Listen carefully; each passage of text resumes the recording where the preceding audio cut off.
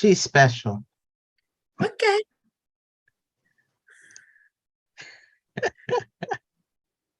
And she said, just kidding. She is special. Welcome, welcome, welcome. It has been too long. Welcome It to has Jupiter been. Comfort. It's been months. We haven't seen each other since before the summer, and here we are after summer, a week or two from fall, and so many things have transpired since then. So many things. Yes, Angelique, I'm looking at you. Look at your hair. Oh, it looks so cool. Oh, wow. Turn your head. Let me see your hair. Who are Angelique. you talking to? You. I said Angelique. It looks pretty. Oh, you just pulled it back? Yeah, Yeah, at she the just pulled moment it it's back. just in a ponytail, but I've got like that happening. Still pretty. Thanks. You're welcome. Mo, what Mo's you hair been is up cute to? too. I thought you were Mo's talking to hair is her. Mo's hair is always cute. She always got, the updo, the side do. I might let it outdo. It do what it do. Actually, everybody's hair is cute. Whitney has braids. You've got cute hair. Everybody's got cute hair. See, that's what it did. It gave us cute hair. That's what it did. All this non-seeing each other. Got cute hair out of it. All this what? I said this whole summer we got cute hair out of it. That's what we got. Pretty much. That's about it. Dag. I was trying to give it more. It deserved much more. But how was everybody's summer? Tell me, what y'all been up to? What have you been doing? We're gonna start with you, Angelique. What you been doing? I hoped you wouldn't start with me. I know. You've been doing so much. I know the list is long. Not really, but I got a part-time job.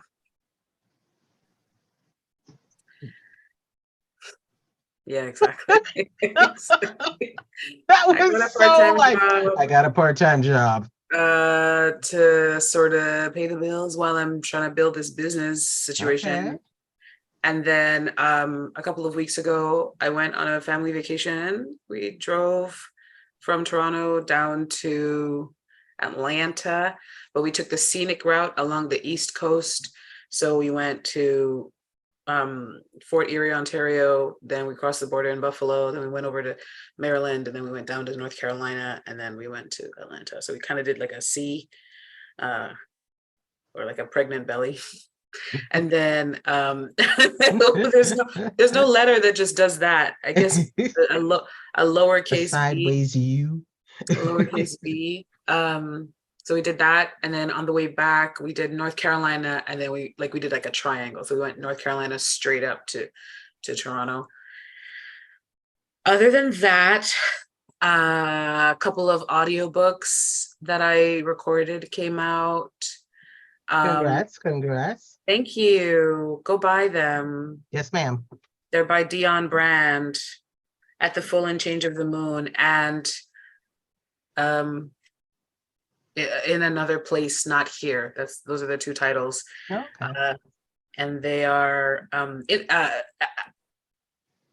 wait, start over.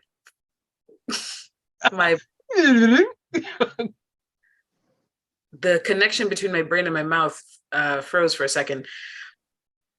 At the Full and Change of the Moon is long. It's like 10.5 hours. So if you like long audiobooks, then check it out. It took me 27 hours to record. So that's a book. It's a book.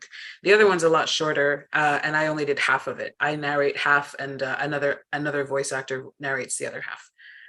And yeah, that's it. That's it. You said At the Full and the Change of the Moon?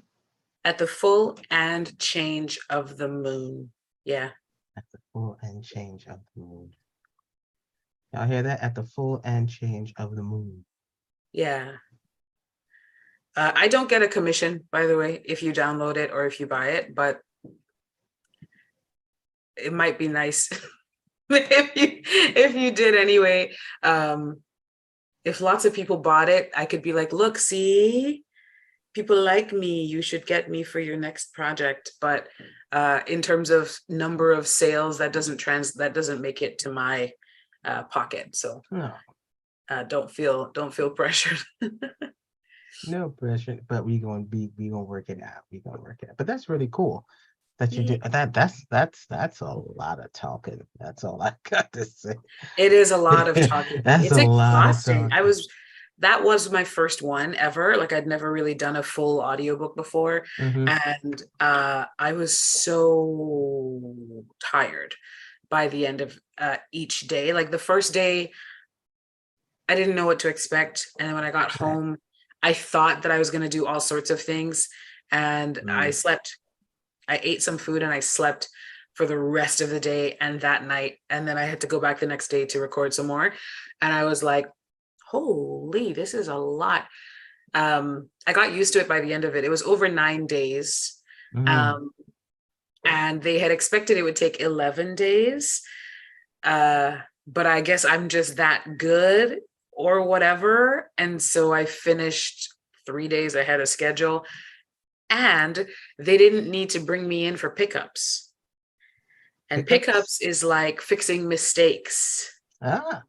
Which means I didn't make no mistakes, y'all. That's not true. I made mistakes, but we fixed them on the same day. Like we would record. The director is sitting there with the sound engineer, listening as I talk and reading. So if I say a word wrong or if I switch 2 words by accident, then she'll stop and I'll correct it.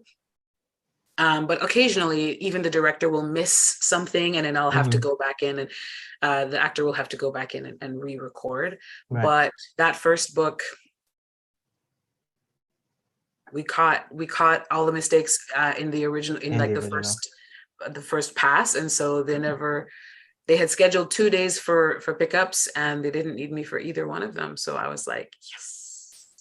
Well, you were just the woman, you know, because I know that I did have to go for pickups, but only once, not twice.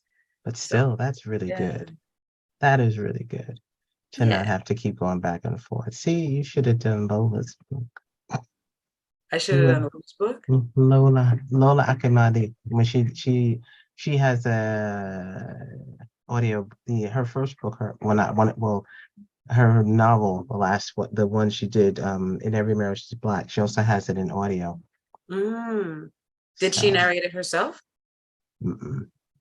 Oh, usually people like when the author narrates, but I think Dion Brand, she narrated some of her books, but I got tired because it's a lot, and she's written a lot of books. So, so they're like, we're gonna outsource this.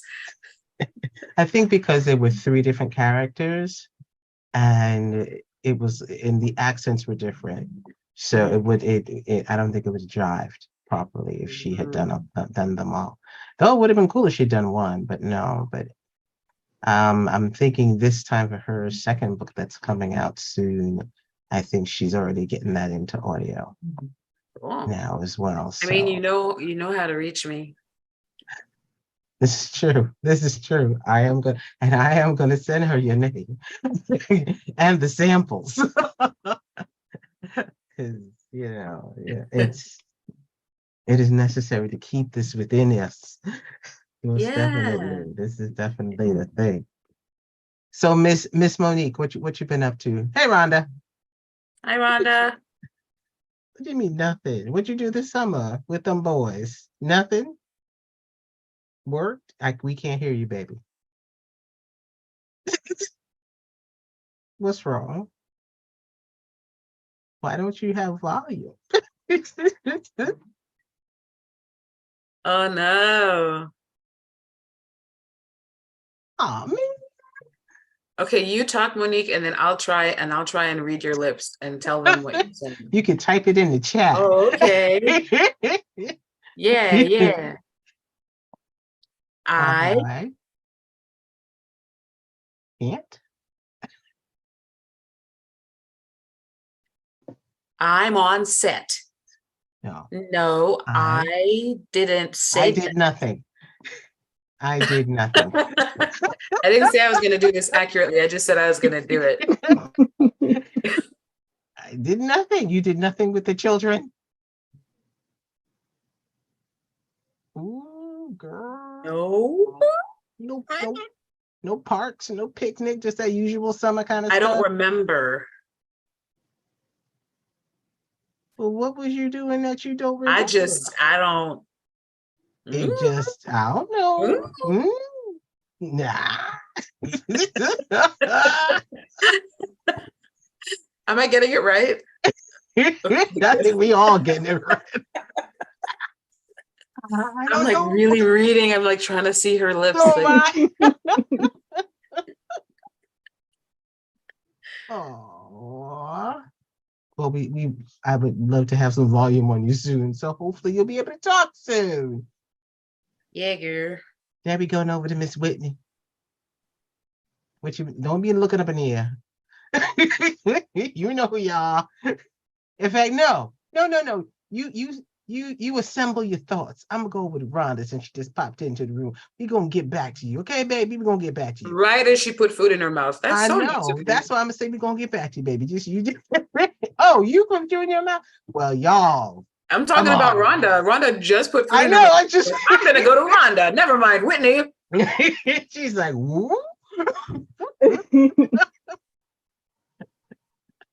You gotta take yourself off mute in order for us to hear you cussing at us.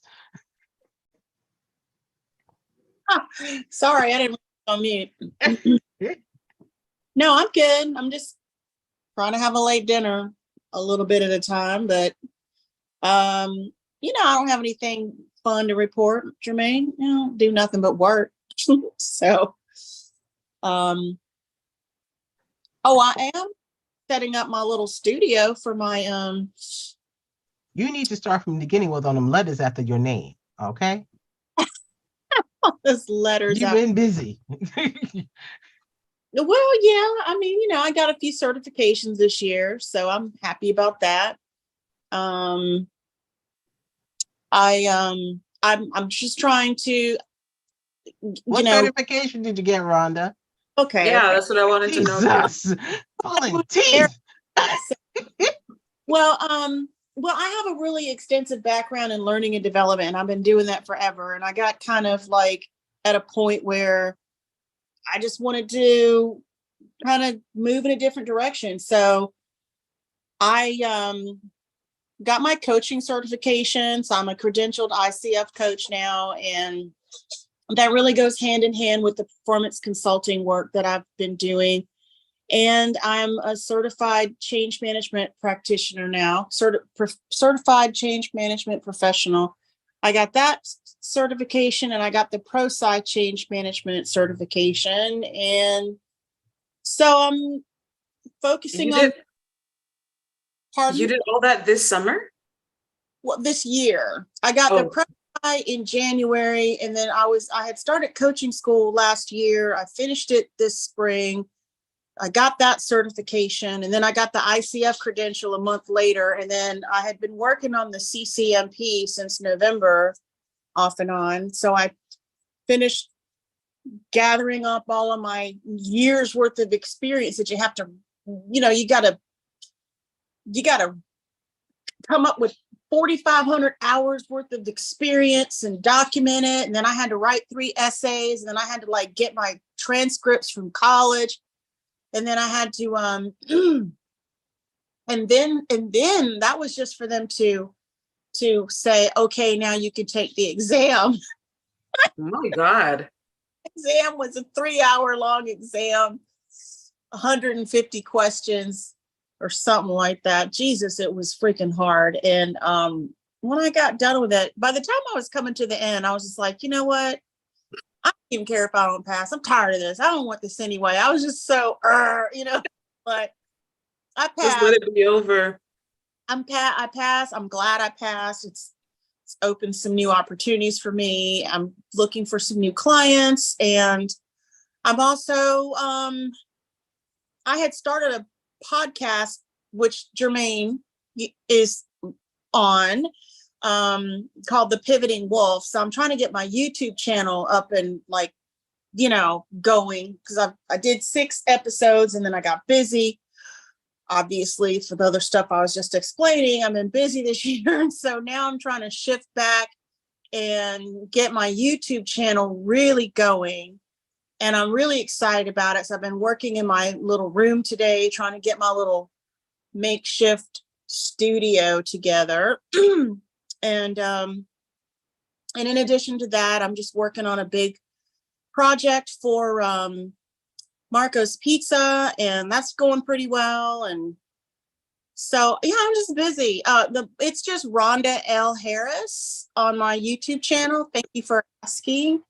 And you guys can go watch the episode with 𝐒𝐤𝐿. There's some other episodes on there that might interest you. I don't know. They're kind of long. I have to change up a bit, and I'm gonna do some things different. I've got a lot of topics that I think my audience would be interested in. Somebody I talked to today said he wants to talk to me about fear and how fear keeps people from doing things that they really should do. And then the other end of the spectrum is fear of not doing things, and so we had a conversation today, and I got introduced to another guy who's got a really thriving podcast, like full time. And he offered to be on my podcast, which I think would be good to hopefully tap into his audience. I'm just doing the best.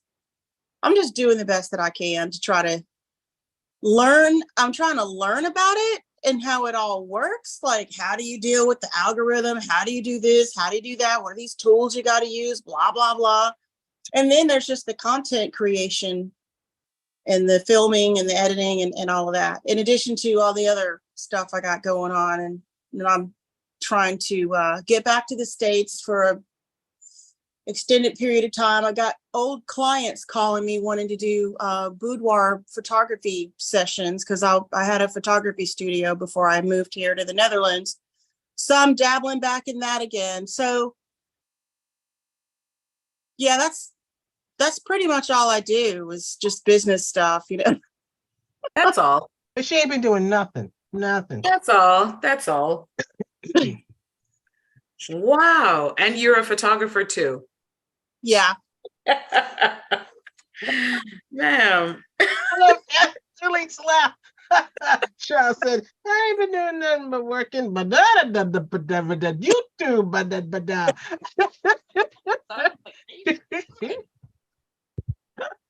Yeah. Yes, well, I also feel like a bum. No. Yeah, but you probably have social life, No. No. That's my goal for next year, is to try to Do y'all hear me do this? I'm Yes. trying to this half of the year. Okay. This next half of the year, try to be more social. Girl, no, we don't have social lives. We are just not as bomb as you are, and that's okay. Go Black woman doing the things. Yes. Go Woo! Rhonda. Go Rhonda. You Yeah. can be social for all of us. Yes, do all the things, girlfriend. Get all the certifications, do all the photography and stuff, and we will be cheering from you, or for you on the sidelines. Like, yes, Oh, thank go you. I girl. mean, I won't be on the sidelines, but it's just that my field is much smaller and slower. Oh, Whatever I'm working on is much slower and smaller, and I'm okay with that, because I don't think I could handle all of that. Yeah, it was a lot. I think you're amazing. I think that's so cool. yeah, she is fan-freaking-tastic. Yeah. When she was telling me, I was if she could, my eyes just glazed over. I'm like, okay. Well, that sounds like a lot of Alright. work. I'm just gonna Where's go the back. time? No, she started like, and I'm gonna do this, and I have this, and I gotta get this done. And Jameen, I just have so much to do, and I'm like, So that's all. My head Yeah. would have exploded Yeah. by then. I just Yeah, we listened. room to 'Cause I knew talk. she could handle it. She can handle it. You're She a gets crazy. photographer, and you bake cakes, and you've been on TV, and you're in a band, and you got your own business. I mean, come on now. Come Low on. key. That's true. That's Low key. true. Come on. That is true. Low key, high key. You high key. High key. Yeah. You're making me feel like, well, dang, I'm slacking the hell off. What am I, and over here, Ah. being in plays and stuff, and traveling, and going to India, Mhm. going to Africa and going to this and that and London, and she and then the public speaking thing. I know it didn't happen yet, but it will. And she's the one to be looking after too. She inspires the hell out of me. I was like, well, what do I need to get into? Because Jermaine's about 10 miles ahead, I mean, Man is dragging booty. That's what she doing. Doesn't sound like it. She just listed all the ways you are not dragging booty. exactly. Yeah, I am feel like you're absolutely lying to yourself, Jermaine. At this Okay. point, case closed. Yes, ma'am. You are not being honest. I remember vividly when she was mute and we were just reading her lips. I'm just saying, you're not being What are you honest. trying to say for German? But she doesn't want me to be like, she's lying to us, that she is not paying freaking tasking, doing all the things. That part. You all are all freaking fantastic. And we're taking all this time away from Miss Whitney, who knows I'm going to harass her any old way, because she's going to be starting my next topic. How you doing, Whit? What's been going on with you this summer? Stop hiding out of your hole. Yeah, she Come back in your profile hole where you belong. That is hilarious. You can't see me. She's just like, What is this? Oh, listen, how just you don't been, do that. Whitney? Whit? How's your Hi. summer? She did stuff too. She did stuff. Mhm. What did you didn't do do? anything. You went to concerts, didn't you? Where'd She went you to go? Chicago. Uh-huh. She went to Chicago. She She did. absolutely did. What Yeah. you do? Comedy What did you shows. do? What you do in No, Chicago, girl? Tell us. I didn't do anything, I just went to a little comedy show. That's it. You went to a Met a little. couple Who was in it? friends. Friends. Who are friends you met? Yeah. Girl, tell us. Y'all know one of them. That's Nana. She wouldn't allow me to show her regular face, but if you caught it whenever I posted and deleted her picture on the Yep. Discord, you would have saw it. And then the Okay, I other missed person, her name is Simone. She is in Kev's Discord too, but we don't really talk into Kev's Discord. So, but she's into Here's Discord as well. So, but yeah, And so just a little concert. who were the comedians that you went to see? Who were the hot? Yeah. Oh, some Headliners. up and coming people. You probably wouldn't know their names. It's just somebody named Kev on stage, Tony Baker, Tahir Moore, Brendan Lewis. You wouldn't know them. Yes, I know You- Kevon. Yeah, you wouldn't know their names. I've heard of Yeah, Kevon. Kevon. You've Yeah, heard of Kevon? Kevon. You're right. How about that Anthony Baker? Anthony Baker, is it in it? Yes, Anthony Baker. Anthony He's actually Baker. from Chicago. Mm-hmm. And Tahir, is you say Tahir? I believe his name is Robert. I think he goes by Tahir. That's how I though. know Yeah. him is Robert. Yeah. Robert Tahir. Moore, you said? Moore is the last name. Yeah. More, Okay, not less. now, with the big smile. Yeah, I think I've heard of all three. I've That's heard great. Yeah. Was it fun? Tell us, please. It was fun. I just feel like because I'd only stayed there for like 3 days, well, 3 nights.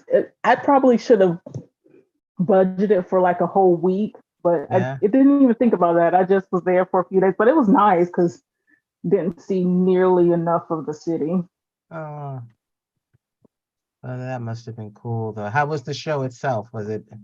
Oh, the show was good. Yeah. The show was good. I would have loved to have seen it anywhere. I know it's coming They're here. going to London. London and somebody else Berlin. that's not selling anything. Berlin or somebody else. Berlin, and Paris. Why are they going to thank you. Paris and Berlin and not Canada? Explain this to me. And not Sweden. Explain that to me. We got tons of American comedians here. Would have taken them in. But we're already here. This is true. Like Toronto, next Ontario, all of door. those places. You were absolutely right. Toronto would make a lot more sense. We'll go to Ontario, California, but we won't go to Toronto, Ontario, Canada. So I'm bitter about that. I No, for real understand. though, Nobody Toronto, comes. Canada would make sense. Yeah, I that was, yeah. I would have thought they would have went somewhere in Canada at Didn't And they least he's talking go? about, before oh, leaving. those tickets in Berlin, they're not really moving. I wonder why. Who I told was you to go to shocked. Berlin? I was gonna say I was surprised they were even going to Berlin. I was like, they're going to Berlin? He's like, I want to go to Berlin. So why don't Yeah. we make that one of the tour stops? It's a No, vacation. why don't you come Yeah, to it's a Sweden? vacation. I would have packed that joint if I know if they can. Oh, I Because they didn't know. want to go to Sweden. They wanted to go visit Berlin. And they're like, how can we make this a tax write-off? I know, we'll make it a tour stop. Mhm. What's the But I what's would the have made it worth their while. They would have at least made some money. Right? They're already talking now how they like, that it's literally for the smiles Yeah. and for the people who were there, which is great. Rhonda, I mean, of course. this is the Bald Brothers tour.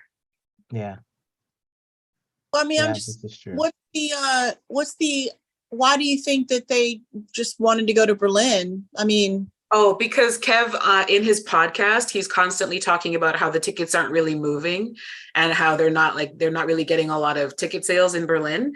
And so I'm just making a joke that maybe he just wanted to visit Berlin and decided to make it a tour stop so he could write it off. oh yeah. Hey. I mean, I'm if you not mad at it. I'm have not mad at the hustle. Yeah. I'm not mad they're not coming to Canada. And I'm mad they're not coming to Stockholm of all places. Even Beyonce came to Stockholm. Even First. Beyonce. Beyonce.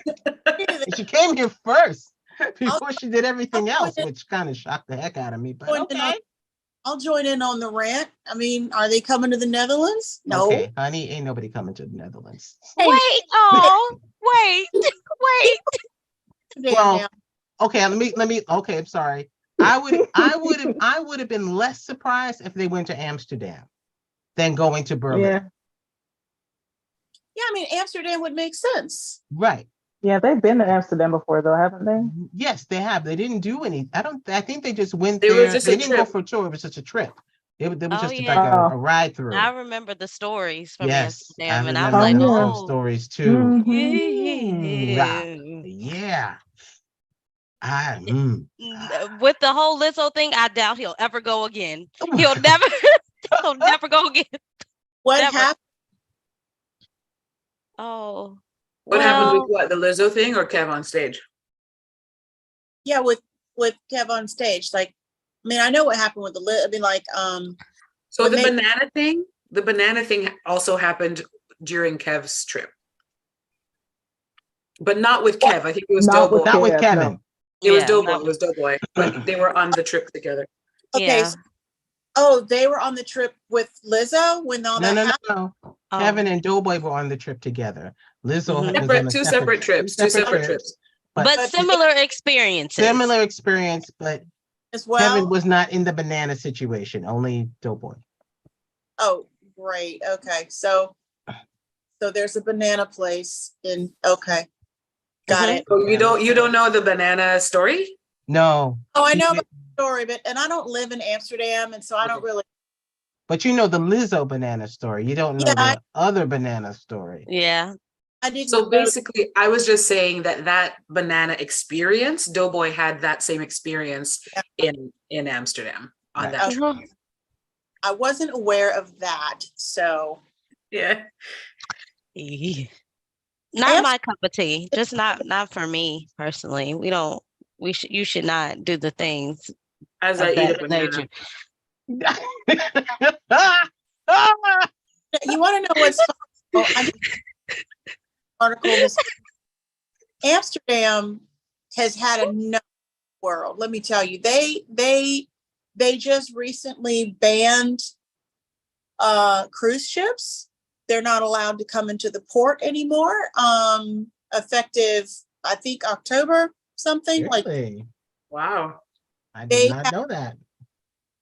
They have put an outright public service announcement out that they are waiting people from the UK from coming, particularly I've males seen that. from that. the UK from coming to Amsterdam. They also are they're doing something else too. Oh, they're cracking down on marijuana because people come to Amsterdam from all over the world to act a complete fool because, you know, they have they call them coffee shops, but they're not serving coffee. Okay. You know, the weed shops, and the people come here and they get, you know, just totally trashed, and they can't handle themselves. And then they're peeing in the streets, puking. I mean, they're just acting crazy. They're just disrespecting the city, and it's so chaotic. Part of it. And so the Dutch government is like, you know what? We're gonna put a stop to all that. No more cruise ships to on the tourism. They are actively discouraging tourism into Amsterdam right now. I've been reading about that for the past. Sorry. I did not know. Yeah. I'm surprised that they're doing all of the things as opposed to like, let's cut out the cruise ships and then see what happens. And then if that's not enough, then let's, you know, but they're just like everything. Well, they've been doing a little bit here and there. The whole discouragement of men from the UK, that I've been hearing about for at least the past 2 years or more, you know. Okay. And then, but I just read about the cruise ship thing this morning.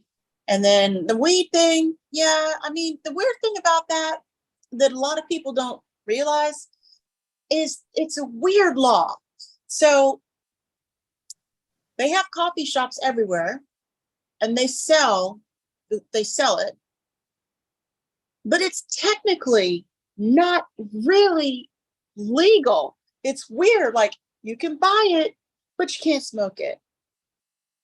Okay. It's like beer. Like, you can buy it, but you can't drink it in the street, visible to anybody. All about the laws and everything, because in connection to this tourism partying, you know, that has been in conversation for a few years. Of course, the marijuana thing always comes up because they also did change a law, and this has been a couple years or so, within the last few years, where they have made it like illegal if you're not living in the Netherlands. Like, you can't just come here from another country specifically to buy weed. They've been cracking down on, because, you know, all it is because it's people don't know how to behave, and they make people have to come to these conclusions when they don't know when they don't know how to act respectfully when they come to this country, and think that they're going to just treat it like it's a big frat boy party, you know, and they're just tired of it because it's a city and people have to live and work there and raise families and stuff, and they're just tired of the nonsense, and I don't blame them, you know. The other thing they've done, and I don't know if this is a coincidence, that the airport, Schiphol Airport in Amsterdam, has increased its prices. And I mean, there's just all kinds of craziness going on. As a matter of fact, when I do travel, I'm over here scratching my head like, maybe it's worth it to hop on a train and go to Paris and fly out of Paris, because the airport here has become such a big pain in the butt, especially if you don't have an EU passport, because they don't have enough staff at passport checkpoint and security. And somebody posted a picture in a Facebook group that I'm in, and it keeps tabs on like what the crowds are like at the airport. And so now they've gotten it to where leaving is not as problematic as it used to be. Because remember, Jermaine, last summer it was so bad that they had tents set out outside of the airport. It was a mile, and I'm not exaggerating, literally 1 American mile at least long line, standing in line for up to 5 hours just to get to the door of the airport. I have video. It is the most insane It's horrible. thing in my That's life. embarrassing.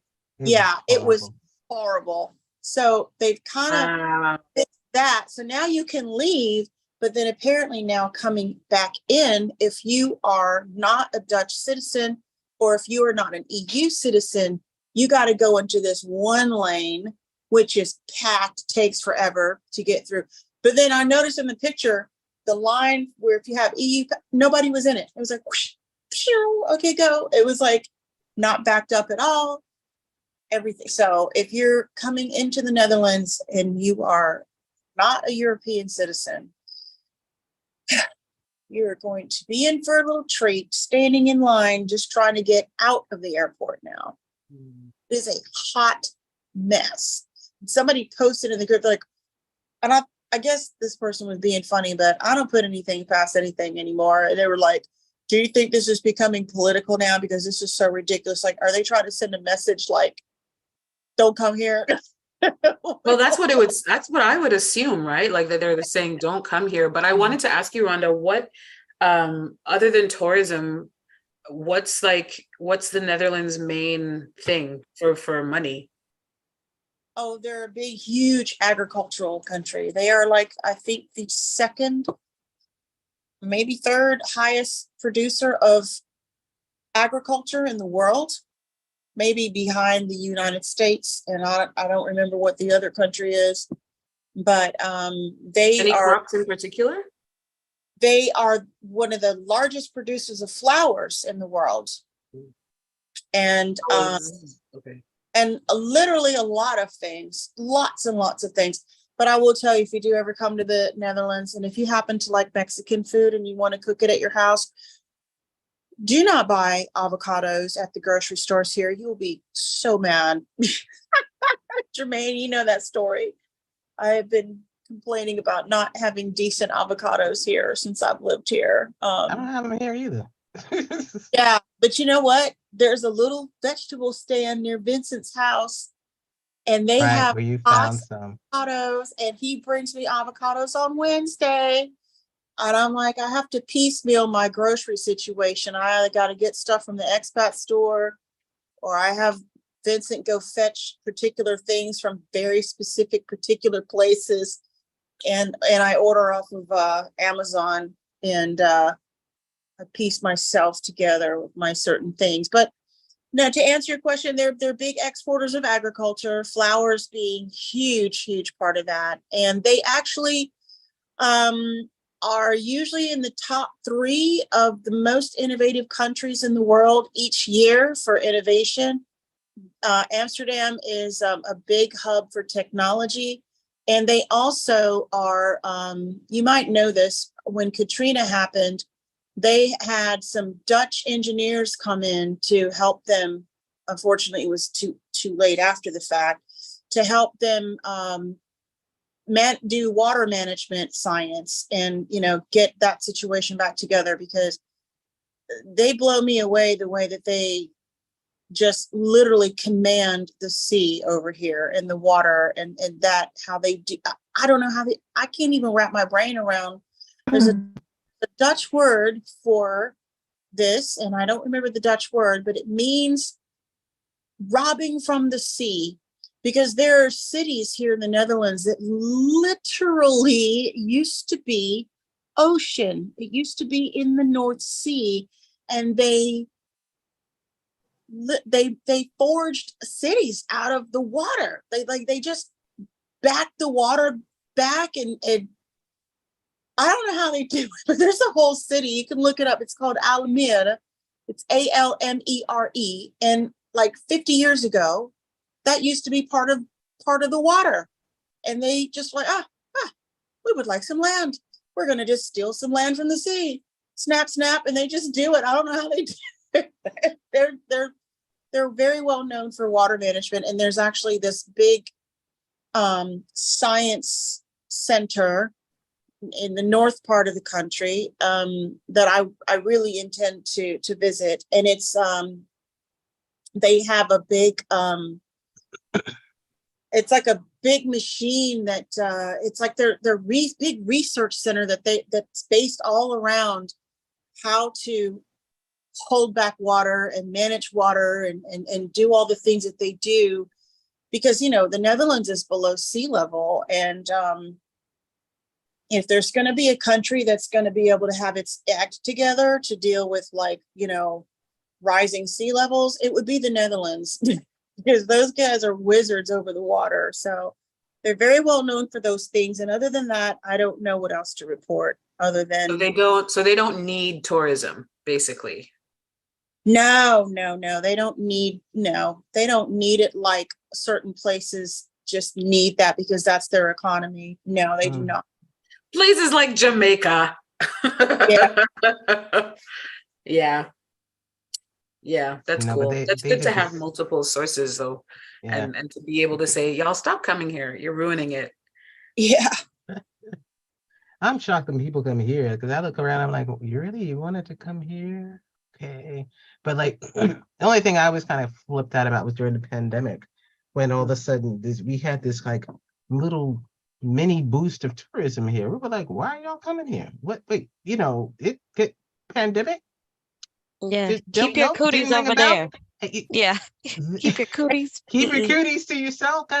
These folk were they were like, thinking, oh, well, Sweden, we all could just. Now that's when I kept getting phone calls about, oh, well, you guys are free. You can just roam around. Hello, no, we cannot. Just because it's not called a lockdown doesn't mean we don't have restrictions. You guys more lax laws because we were getting inundated with Germans here during the lockdown because Germany locked down so hard. I guess they were more strict, and so they were like, "Well, F you, we're just going to go to the Netherlands." They just just. Well, we had a lot of people coming from the UK and from the US. Yeah. Here. And we were like, hello, what? No, you can't do that, and you can't do this, and they're like, oh, well, no, it's not that free. No, liquor after 8 o'clock, ain't no more liquor being sold. Oh, that which was meant stupid, man. I remember we had that here too. if it was 8 or 10 o'clock, they stopped. Because here in this type of society, which is drink driven, people go out and they take a drink or a beer or this, they want to hang out. You cut that off, and like, we ain't got no mean to come out there no more. If we're just for the people who live here, and other people, they just want to hang out because they think it's, we have this freedom. And I'm like, no, you don't, because you still have these restaurants closed, bars are closing, everything is closing. What are you doing but walking the streets in the dark? There's nothing open. Wandering the streets of You could have done that at home. And you could have gone to a liquor store because ours close at 7. Yeah. Yeah. 7? They opened at 10 to 7 and they closed at 6 or 7. So it used to be like that here too in Ontario.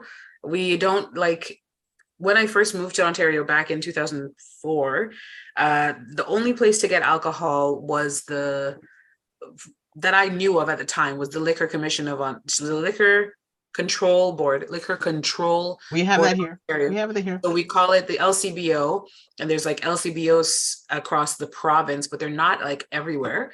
And they used to close at 8 or 9 p.m. and they'd close even earlier the day before a public holiday. They'd close early the day before the public holiday. And then almost they don't want to sell alcohol, And then, but nowadays there's the beer store where you can get beer. And then there's the wine rack where you can get wine. And then most recently, they started allowing certain grocery stores to sell soft alcohol. So beer, cider, 4.5, but not hard liquor. So you can't get rum and whiskey and stuff like that in the grocery store. That you still have to go to the LCBO for, if I'm not mistaken. But at least you can get the stuff that you might drink on a weeknight or a house party or whatever. So things are changing a little bit, but yeah, this province used to be pretty conservative politically, we're also conservative at the moment. But what I mean is in terms of that stuff. No, But then here. We had medical marijuana, and then since 2018, it's legal all over Canada recreationally. So, Nope, not here.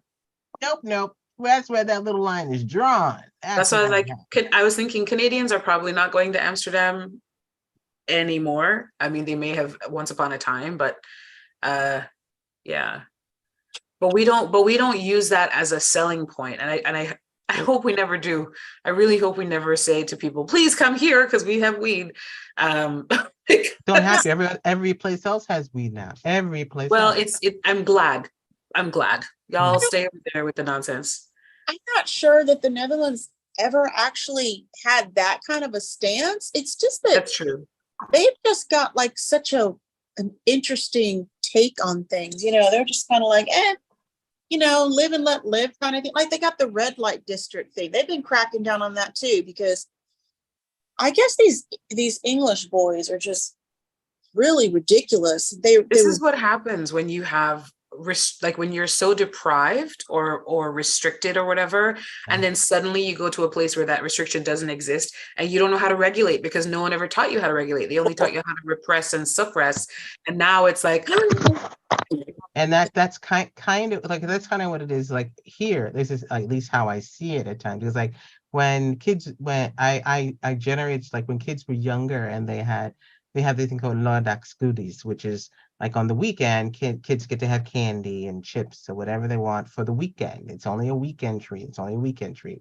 And I think as some get older, they treat that even with alcohol, that the alcohol is the weekend treat, you know, so they can, and then in turn, like eating as much candy as you want, you're drinking, you know, until you're, and the thing about it is like, if doing it every weekend, and I'm like, that no, because then for Monday to come in and like, oh, what'd you do this weekend? And oh man, I got totally blasted. And this is supposed to be the great thing. it's and like a challenge. I don't even know if it's a challenge or it's just to try to It's impress not drink people. all you want, it's drink all you can. It's like to impress people, like, well, what you did, yeah, I drank and blah blah blah, hung out, this and that. Barely remembering probably what you did any old way. But then you go and do it the next weekend, and the next weekend, I'm like, honey, your liver is like crying. Stop it. You know, Liver. I don't know. Like liver. What's that? My mom used to serve that with onions, and I didn't like it. Thinking they're not because they're young and like. Yeah, I'm like, that is a young man's game. Ain't nobody over 30 should not still be doing. Look, y'all, we have grown past that. We have grown past. We on this call. Have grown past that. Listen, matter of fact, I'll give you. Come take a visit. Y'all need to come. I was visit. never. Tell y'all need to come visit. Y'all need to come visit. All you need is a weekend. No, not. All I need is for you to buy me a ticket. All I need is to win some lottery money. Okay, well then, as soon as you win the lottery, you buy me a ticket and I'll come visit. You know. Yes, buy me one too. Win-win. I would love to visit. Win the lottery. You know what? If you rent a plane, that's probably cheaper than buying a ticket. If we what? Renting a private plane is cheaper than buying a ticket. Oh, so all of us rent a plane together and go over to in a private plane. We were all in the same place, maybe, but we're not. Huh? Because I actually looked into the cost of that. It's high as hell, man.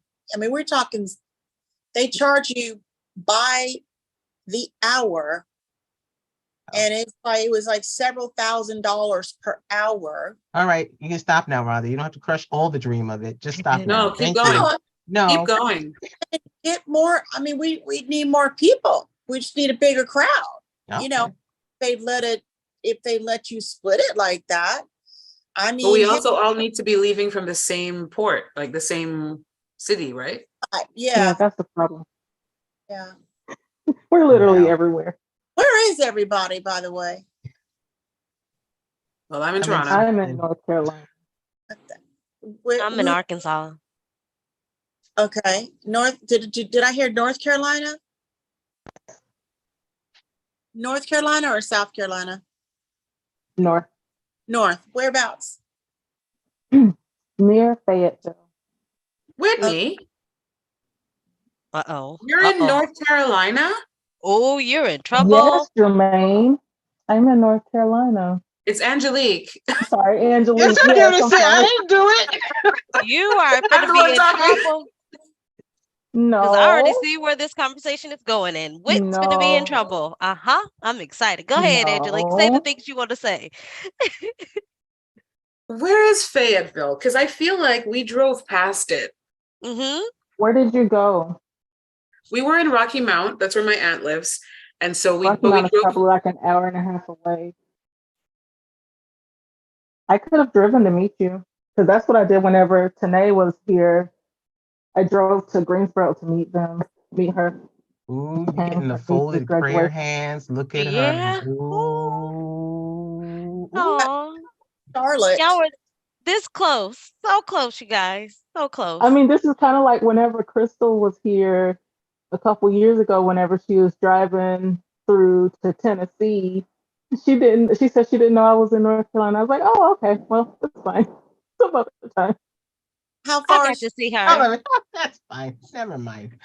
It's okay. We'll make it. Listen, before we go to the upper room, we'll make it to see each other, you know? And we drove past We're there going to have to twice. find a central space to meet. We drove past you twice. One on the way to When- Atlanta and one on the way back. Oh, you went to it. When were you here? Across Which the days were you in Liberty. North Carolina? So on the way down, we left on the 29th at night. The 30th was, we got to, and the 30th we went to Maryland, and the 31st. So we got to North Carolina on the 31st of August, and then we left on the 1st of September, drove through South Carolina. That's where we passed Buc-ee's. We got that Buc-ee's thingy, and then continued to Atlanta. And then on the way back, we left Monday morning. So September 4th, we made our way back to Rocky Mount, North Carolina. Mm. I What wouldn't were you? have made it either day. I wouldn't You have were been able what? to make it. I said I wouldn't have been able Yes. to make it either day. Okay, fine. What was going on in Atlanta? Listen, if you We know were in having- advance the next time you're coming through, I can take off of work. Okay. Next Or you time could just I show will up at our tell- job. It's fine. Just show up at our job. It's fine. I'll give you Well, more it's on notice. a military base. You'd have to get a pass. We'll Yeah. figure it out. We'll figure it Yeah. out. Anyway, so to answer your question, Rhonda, there was a family reunion on my dad's side in Atlanta. And so a bunch of us drove and flew into Atlanta. Most of us live in the USA and Canada, but a couple people flew in from Jamaica as well. And yeah, it was cool. It was a nice time. So is that where your most of your family lives? Is it on your dad's side? They're in Atlanta, or they just picked Atlanta? No, Random we just location? picked Atlanta because one of my dad's sisters and her family lives in Atlanta, and they offered to host the reunion this year. Or they were thinking it would be next. They were like, no, not this year, maybe next year. But they went ahead. I don't know, something changed. And anyway, they were the hosts this year. Last year, we went to Maryland, which is where one of my uncles lives. Next year, I don't know, maybe Toronto, maybe somewhere else. Oh, okay. Well, Maybe Jamaica. I lived in the metro Atlanta area, well, in the suburbs for back. 33 I'll be before back. Continue. Sorry. before I moved to the Netherlands. So that's where I'm from. Like, Okay. well, that's not where I'm from, but that's where I was from before I moved here. So, That's where I'm from, but it's not where I'm from. 30 years, I guess, that's good enough. Yeah. But I mean, now I grew up in Santa Monica in California, but that was way back in the get back young life, my childhood. So, but yeah, I've lived all around Atlanta for 33 years. I lived in Swanee for 10 years, and I lived in Midtown for a minute, and I just lived all over the different places in Atlanta. But Atlanta is, I know I'm in for a shock when I get back because I haven't been there in 4 years. And I was just talking to someone yesterday, and he was like, "Oh, you're not gonna." He's like, "You're not gonna He's like, "Just get your head right," because it's changed so much in the last Get your 4 head right. Wow. yeah. Yep. Because they're just building like crazy, and everything's just, the traffic's just worse and worse and worse. How did you love the traffic? Did y'all get to experience that when you were there? No, not a whole lot, thankfully. We were all around Atlanta. So I was staying with my cousin who lives in Mableton, and then my dad and mom stayed with someone else who lives in, I don't know, a different city. And then some people were in somewhere else. There were like 3 or 4 different locations around Atlanta proper. Yeah. Okay. Yeah. Yeah, Well, I don't think, yeah. Uh, out I think west. the only thing we did, we went to Ponce City Market. Yeah. The first night we were there, and then the family reunion was like in the clubhouse in someone's like housing Yeah. complex. And Yeah. then on the Sunday we went to Stone Mountain Park, Mhm. and we spent like the evening there, and we stayed for like the drone light show and the fireworks, and that was really cool. And I was like, oh, this is how they get the patriotism, because the fireworks show was kind of whatever. There was like music, but only like 1 or 2 like meow fireworks in between. Then they were like, please rise for the national anthem. And they had this like amazing singer who, I mean, it was a recording, I think, but the singer was like this powerful sort of Whitney Houston-esque voice.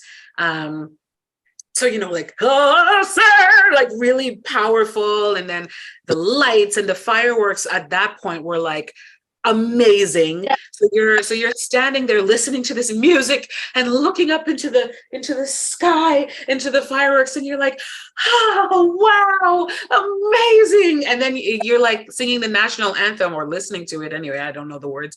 And then, I'm like, I can see how people are like, America's great, ain't she? And then, Yeah.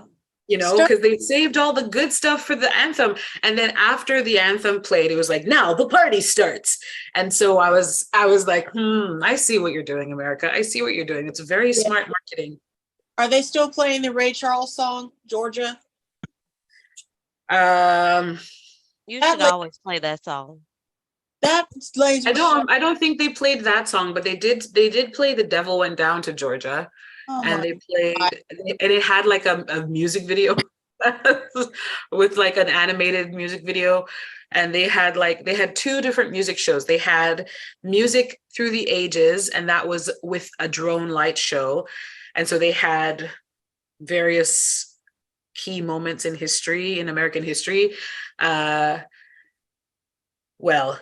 happy ones. And then they had music across America. And so that they had, songs that were sort of quintessential or whatever for that particular area.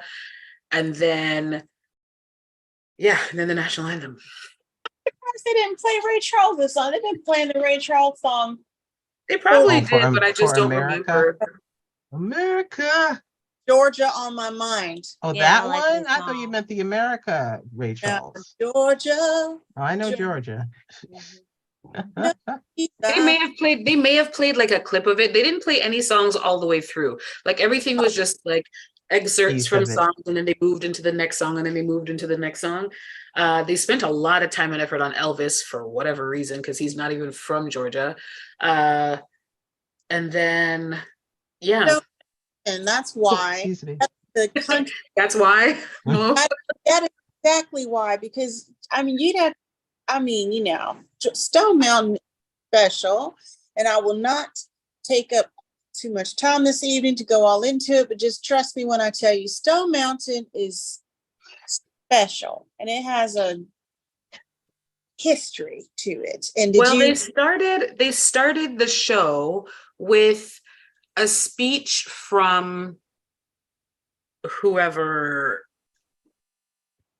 founded the park or whatever, who talked about Martin Luther King Jr. and his dream, and how the little black boys and little white boys and girls can and how that's so key to Stone Mountain Park and the diversity. And then, although they had diversity in music, the imagery, anytime there was imagery of people, they were always white people.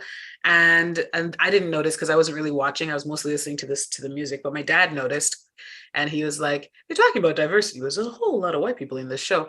And then And then I was just like, okay, why did they mention Martin Luther King? I'm not really sure. It didn't seem appropriate. It didn't seem to make sense. It was Labor Day. It wasn't, I was like, why are we talking about Martin Luther King's dream and diversity? But sure. And the interesting thing is, I'm making an assumption because I haven't been to Stone Mountain in years, but that laser show was always ever since the beginning of time, juxtaposed against the Confederate carving on the mountain. I was just Googling. I said, now wait a minute. Yeah. Ain't this the Confederate soldiers? Isn't that? It's just how duplicitous is it that it's such a dichotomy of having this Martin Luther King speech as you're watching your laser show against the backdrop of Robert E. Lee and the Confederate soldiers. And I'm not trying to be negative and go back in the past, but Stone Mountain is known for being, the Klan used to hold Klan meetings at the top of Stone Mountain. I'm so glad we didn't know this before we went, because I'm pretty sure that if we did, my dad would have vetoed that. Well, modern day Stone Mountain is, the Stone Mountain area is dominantly Black community now, but it wasn't like that in historic. What happened was, they made that carving back in the late 60s or 70s. I'd have to Google it, but it was, Georgia adopted the Confederate symbol onto its flag in 1956 in defiance of the Civil Rights Act and, anti-segregate, integration. And they were like, we don't, they didn't want to do that. And so, I'm not trying to give a history lesson, but it's like, it's okay to go to Stone Mountain. Everybody goes to Stone Mountain and everything, but it's just interesting to me how it's like, I don't know me. I think I'm in the camp of, from a historical perspective, bitches, y'all lost the war. Okay. Outright. And listen, I don't wake up every day and be pissed off and offended by every Confederate symbol that's around the South. I don't like Confederate flags, but they don't make me, I guess I'm so desensitized to it because I lived in Georgia for 33 years and it's like, whatever.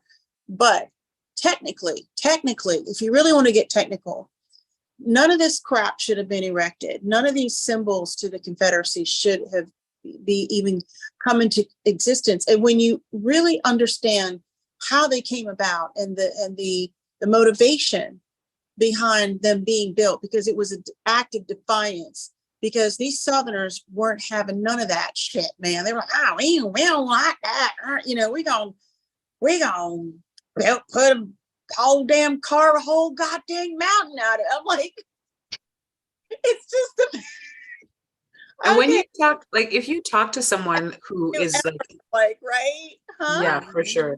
When you talk to someone who's pro-Confederacy or whatever about things like Indigenous people and how we're like living on stolen land and things like that, and the subjugation of Indigenous people, the common response is, well, they lost. There was a war and they lost. They should get over it. And it's like, yeah. Right. First of all, that wasn't a war. That was a massacre. But there was a war, and someone did lose. Wink, wink. And they don't want to let that go. So, mirror, here you go. And there was election, and somebody lost, and they didn't want to admit that either. Like, there's a pattern here. Yeah, So, anyway, I didn't mean to get us sidetracked. I because I don't recall ever seeing the Martin Luther King piece in the Stone Mountain light show ever. No. And so it was like a drone show, like drones making pictures in the sky. So there was like Pac-Man eating the ghosts, and there was like a CD going into us. Like, we looked at the technology over the years. So the record player and the floppy disk and then the hard disk and then the CD and then it was kind of cool. And see that's how long. iPods. And the last time I went to the light show, that drone company didn't even exist yet, because I know what I'm talking about. They do some amazing stuff with those drones. It's like mind blowing. But I mean, whether it's drones or it's fireworks or whatever, because it used to be like a laser show up against the rock. Okay, Right. the drones, and then I think they had a BMX laser show as well, but I wasn't there for that. But I'm just saying, like, when I went back in the day before, before people were trying to be more sensitive around diversity and stuff, like, so we're talking about like late 80s, 90s, back in the day, they used to play, the music that they would play was very much, Devil Went Down to Georgia, of course, because it's got Georgia in the name, how cliche, blah, blah, blah. They played, I always felt weird that they would have all this like songs from, well, they had God Bless America or God Bless the USA from Lee Greenwood, of course, like, and then like these other like country songs, and then they would play the Confederate, Dixie.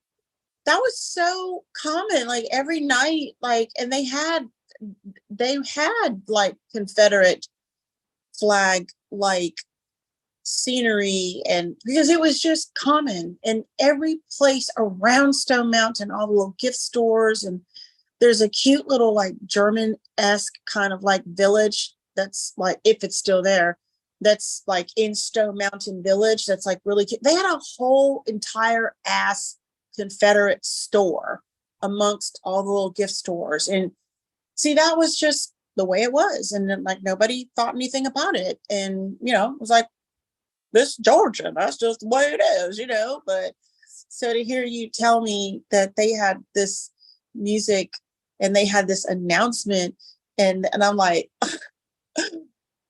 what?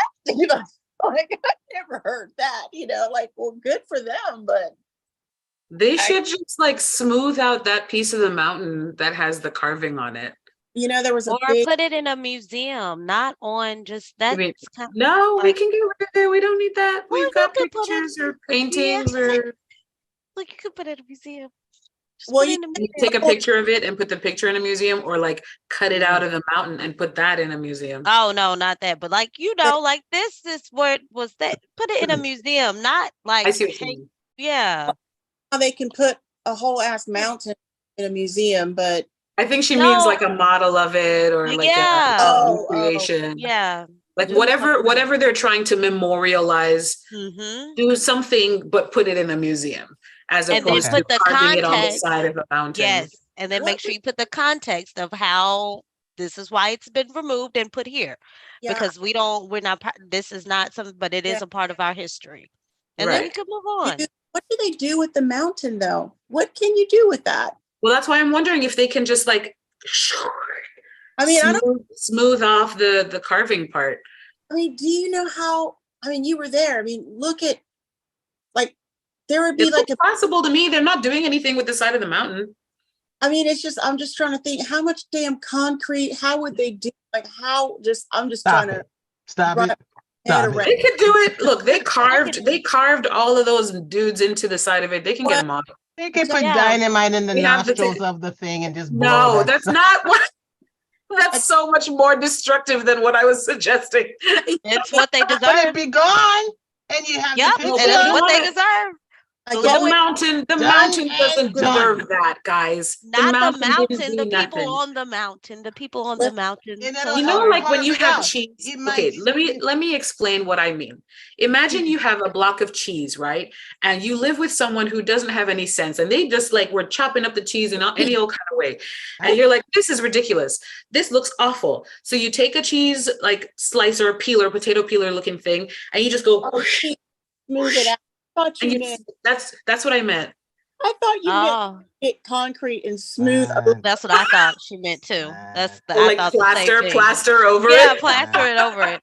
And then you can make like a mural How many and buckets paint on it. of concrete will that take? How many helicopters of buckets of concrete to like? I thought, like dynamite in the nostrils.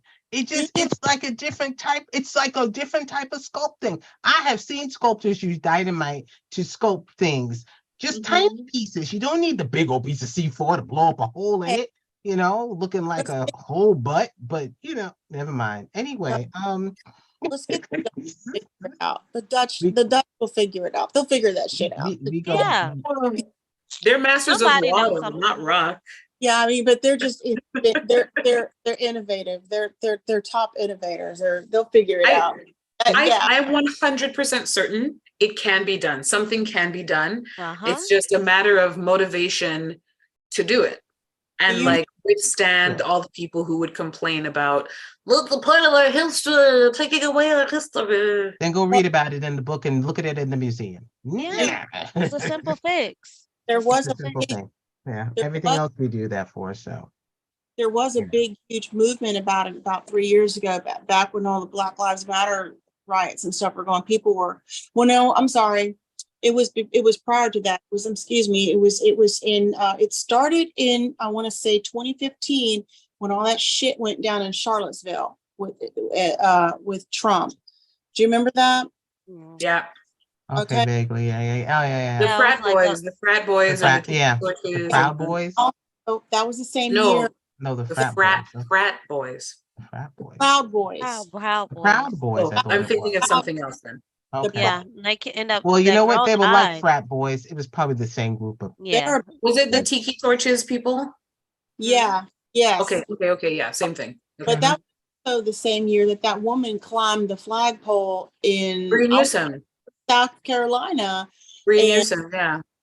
took that Confederate flag down and had she had something. So that was when the conversation got really heated and people started getting really serious, talking about, you know what, y'all need to take this shit down because this wasn't even supposed to be put up in the first place. And then of course, blah, blah, blah, you know the argument. Yeah, or it's not hate, it's heritage. I'm like, heritage of what? Let's go ahead and complete. Based on hate. Yeah, let's go ahead That's and complete. all the heritage is. It's based on hate. Come on, Cletus, finish the thought. Heritage about what? Come on, It's a Cletus. heritage of hate. Hate. Yeah. Yes. Elitist? Come on, That's a great- Cletus, finish the thought. I love that. I saw the video of Bree Newsom taking down the flag. And in the video, they come to arrest her. And like you can hear her saying to them, listen, I'm not gonna resist you, but like let me get down safely, because if you pull on me, I'm gonna fall and like hurt myself. And they're like, okay, fine. So they let her like get herself down. I think they help her down and then they arrest her and take her. But I still was just like, yeah, take that shit down. What do you need it for? Like, what do you want it for? It's really, yeah, it's just. I resist the urge. We go to Dre's grandmother's house, and there is a house that we passed that is like covered in Confederate flags and death to Biden, impeach Oh my Biden, God. like yeah. It's like covered. They got the whole like their whole fence and stuff, and I don't smoke. But I resist the urge every day to light, to just buy cigarettes, light it, and just flick it over there. And, Mhm. see what happens. I resist the urge because, like, it's just not. It's never that daggum deep. I mean, whole fence is plastered with sign, and I know what you mean, sir. It's not just like an American flag waving. No, I know what you mean, and Yeah, it's just listen, let me tell you something. I cannot imagine how much of an adjustment it's going to be coming back to the US after being away for so long.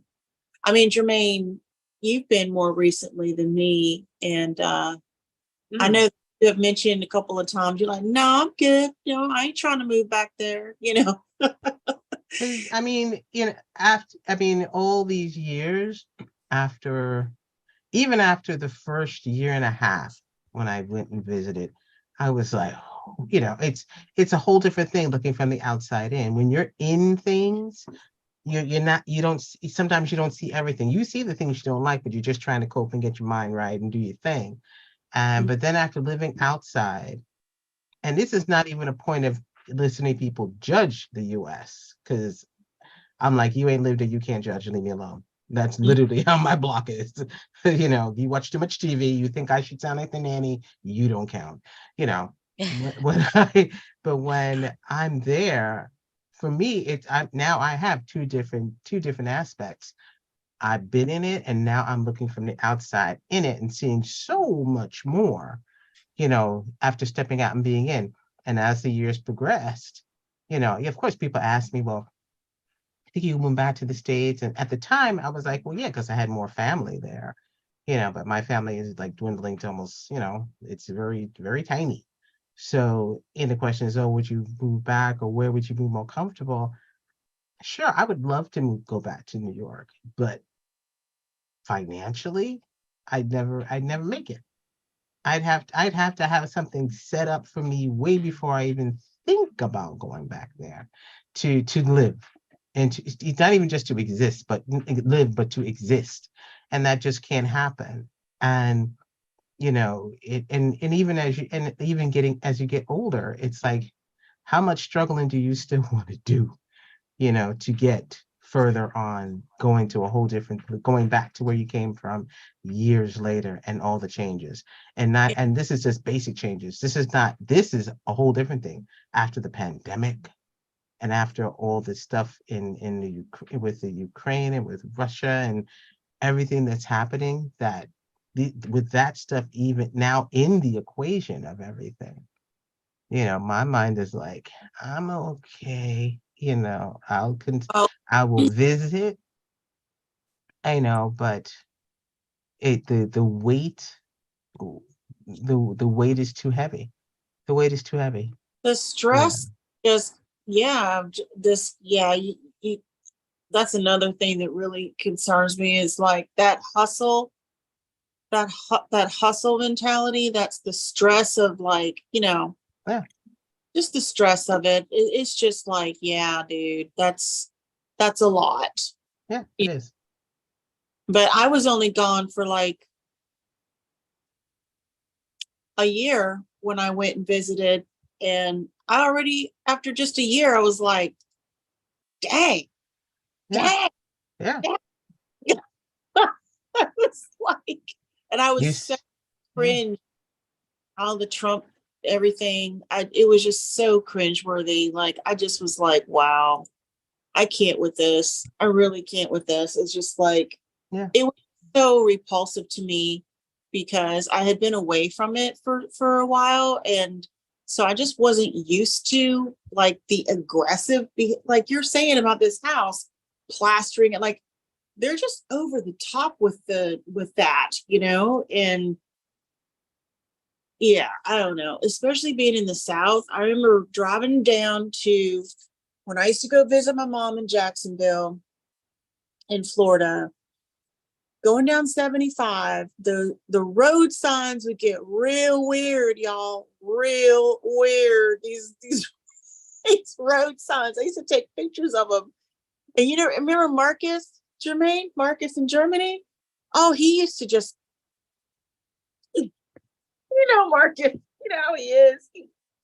He gets really upset.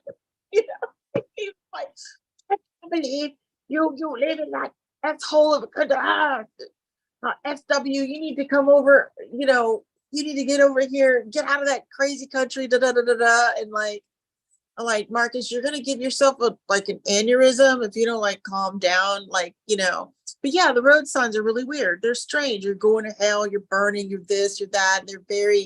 They're just very, very weird. I mean, and that's the South. And you're talking about the South. I'm talking Yeah. about up north. And I'm Yeah. like, I would never, my thoughts to go, if I lived South, would just not be there. No, can I tell you? So I'm sorry.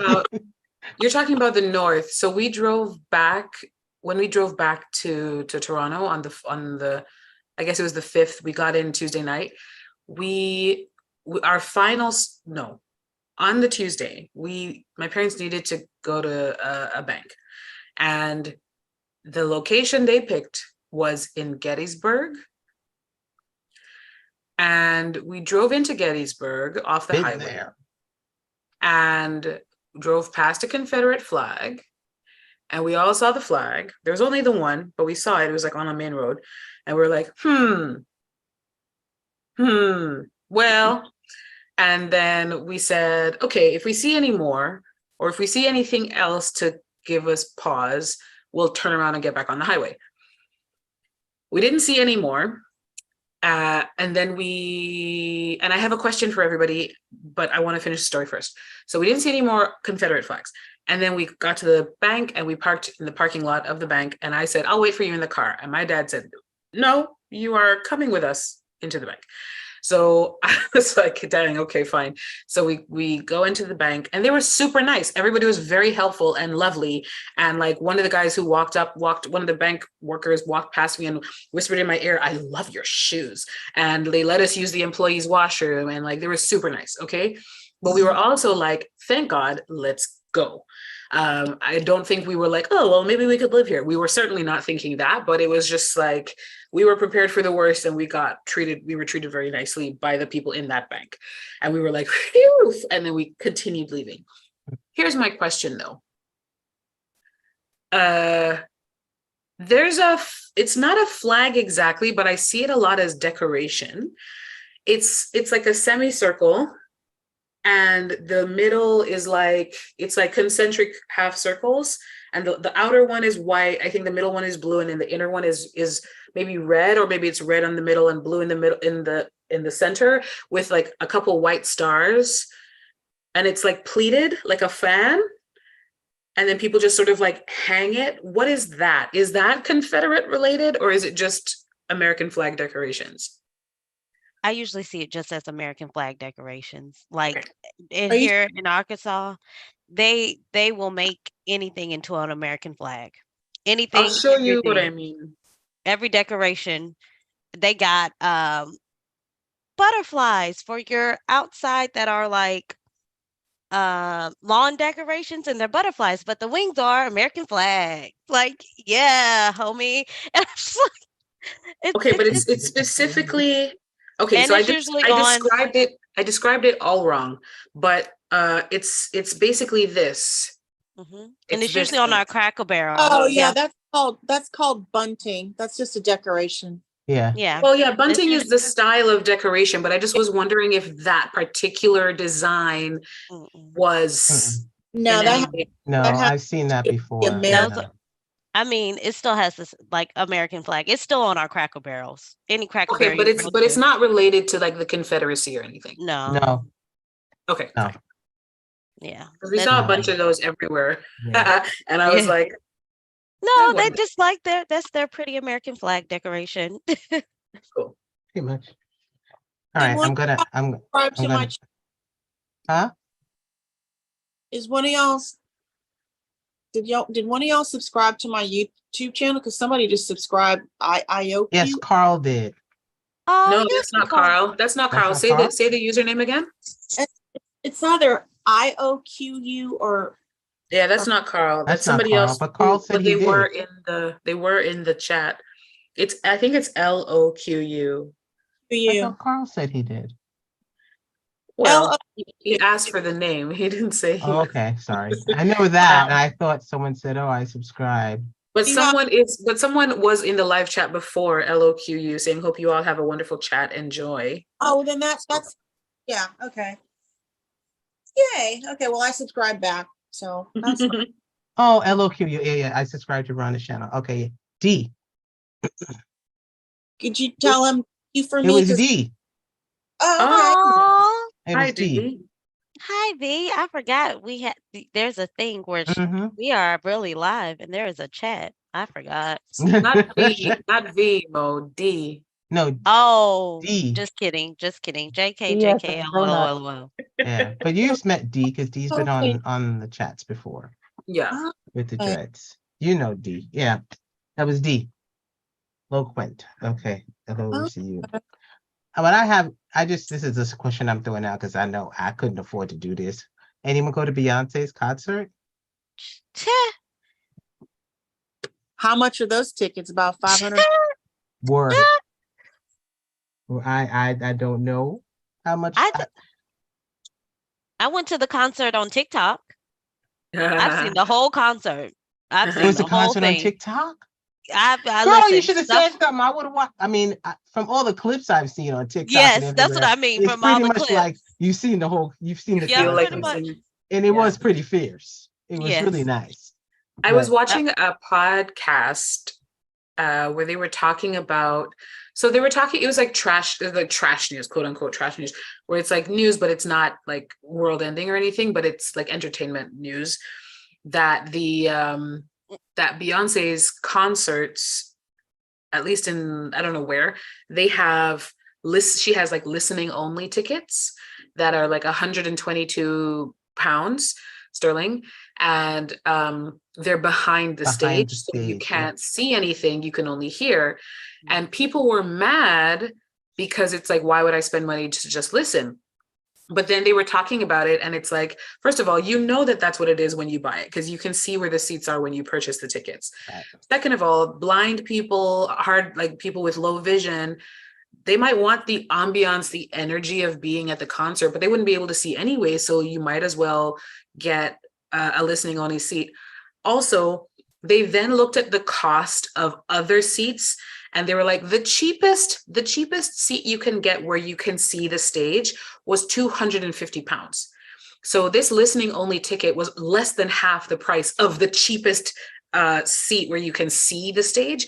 And so it's like, why are people mad about this? This is a brilliant idea, giving people who either they can't afford to get a seat where they see, hearing or they can't impaired. see anyway, or they're vision impaired, then they can at least have the energy and the feeling, and you know that what you're hearing right now is Beyonce live. Yeah. And so although I don't know why they don't just put a screen behind the stage, like that's not hard. But anyway, that's just that they were talking about that, and I was like, wow, 122 pounds, that's 245 Canadian dollars just to be in the room and listen. To be in the room with the Beyonce, you are in the room. You were in the room with I might even be close, Beyonce. and you might even be closer and to the Jay-Z. Yeah. Like in terms of proximity, you'd even be closer to Beyonce than some of the other people who can see her. You just can't see her, but you're like right behind her. But anyway, I'm like, if I had $250 just lying around, that's I would not be what a good I time. on. I would. I think it would be a good time because they're probably all dancing in the back. Like it's like a literally live party. It's like when you go to a baseball game. Oh, I've never been. No one's really. So my experience with baseball games, specifically baseball games, is that people hardly watch the game because they take so long. And so you get your beer and you get your food and you go with your friends, and occasionally you do the chant or whatever. Occasionally you pay attention to the game, but for the most part, you're just like having a good time.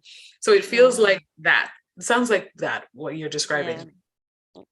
I know I could not afford. I mean, when she came here to Sweden, people were like, "Oh my God!" There were people from the States who came here to Sweden to see her, and I was like, "Wow, okay," But I did hear that. I think it was another country. They were like, "Oh, this is my best European thing." Sweden was all in a stank. And I thought to myself, you know why? Because y'all are so busy just wanting to say you went to Beyonce concert instead of appreciating Beyonce. Yeah. Even though people love Beyonce, they all of it, they bought them tickets up and the whole 9 yards. They were so busy just trying to get selfies and this and that and the other thing. I'm like, y'all ain't singing, because I would have been all in the singing, dancing. Yeah. And mind you, I do not know a lot of the words to any of the songs. Of course not. Maybe the older ones, but when you get to the last maybe 2 or 3 albums, I know them from listening to them from TikTok or from whatever else. So I know, do you want to break my soul? I know that. Yeah. I know the popular ones. I know the popular ones. Yeah, all those popular ones, even the offside ones that people do. That's okay. I be getting into it. It'll just make you get, I like Beyonce's music, but I wouldn't call myself a Beyonce fan in the sense that I don't follow news about her, and I don't like, I'm not like, ooh, new song, let me go listen. It's more, oh, I hear things from the internet, you know, community talking about Beyonce, and then I'm like, that's how I become aware of certain things. Same here. And then I'm on YouTube, and it's like in the related videos because my computer's always listening to me or my phone's always listening to me or whatever. So I'm like, oh, it's coming up next. I'll just let it keep playing and I'll hear Lemonade for the first time. I did watch Lemonade all the way through when it came out. And I think I did that because I wanted to know what people were talking about more than it's Beyonce. Let me listen to Beyonce's, you know, album. Let me absorb her energy. It was more, I want to know what people are talking about, and this dress is cute, man. Yeah. And I loved Formation. It was really, the video was so fun, and the video for Lemonade was so fun. So I was like, let me watch the whole thing and see what it's like. And I really liked that one, but I haven't really, Black is King, I don't know anything about that. And if anything came out after that, I also don't know. It's The beautiful. Lion King, I don't know. Oh, Lion King. We're not gonna do I love Beyonce, but also I honestly love you, Beyonce, and Lion King was not your jam, sis. It was not your jam. Just leave that alone. Don't touch my childhood memories. You get your paws off. Sis. Black is King is beautiful. But I never watch or do anything Beyonce related while the hype is Beyonce. Like I always let it die down so I can formulate my own.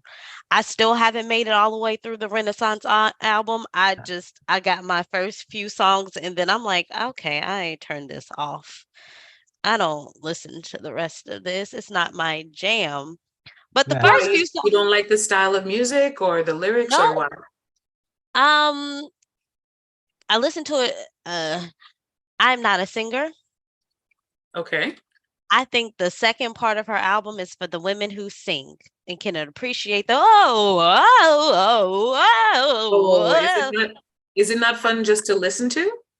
Not to me. Not for you. Okay. I'm so sorry, Beyonce. I still love you, girl, but it's not for me. It's not for me. That is for you ladies that can do the doopity doops with your voices and hear the different notes and tell how great of a singer she is. And I am here for the bow, bow, bow, bow. Yes, we know what you're here for, little girl. Yeah, and she's not doing all that. I'm like, You see them. Yes, we know. Oh, but I'm just saying, it's just not mine. But I did used to love like Dangerously in Love, like her soul ballads and stuff like that back then. Beautiful. Love those songs. I just Virgo's Groove and Plastic Off the Sofa. I don't care nothing about them songs. Maybe. So I had to look up the songs in the album. There's 16 of them. And I think I've heard three or four of them. Yeah. I've never heard Church Girl. I've never heard Church Girl, even though people talk about it all the time. People talk about it all the time. Plastic Off the Sofa. I don't know any of these songs. The only songs I've heard are Alien Superstar, Cuff It, Energy, and Break My Soul. I think those are the only ones I've ever heard. Break My Soul, and maybe I heard Energy. Yeah. Maybe. Energy. Yeah. Energy. Yeah. Or I'm sure you heard Church Girl, because it'll be like, shoot, the words went out. I mean, I never heard the whole thing. I think, you know who I heard it from? Angel. Yeah, Church Girl is her song. Yeah. I've heard about people talking about it, but I've never heard the song.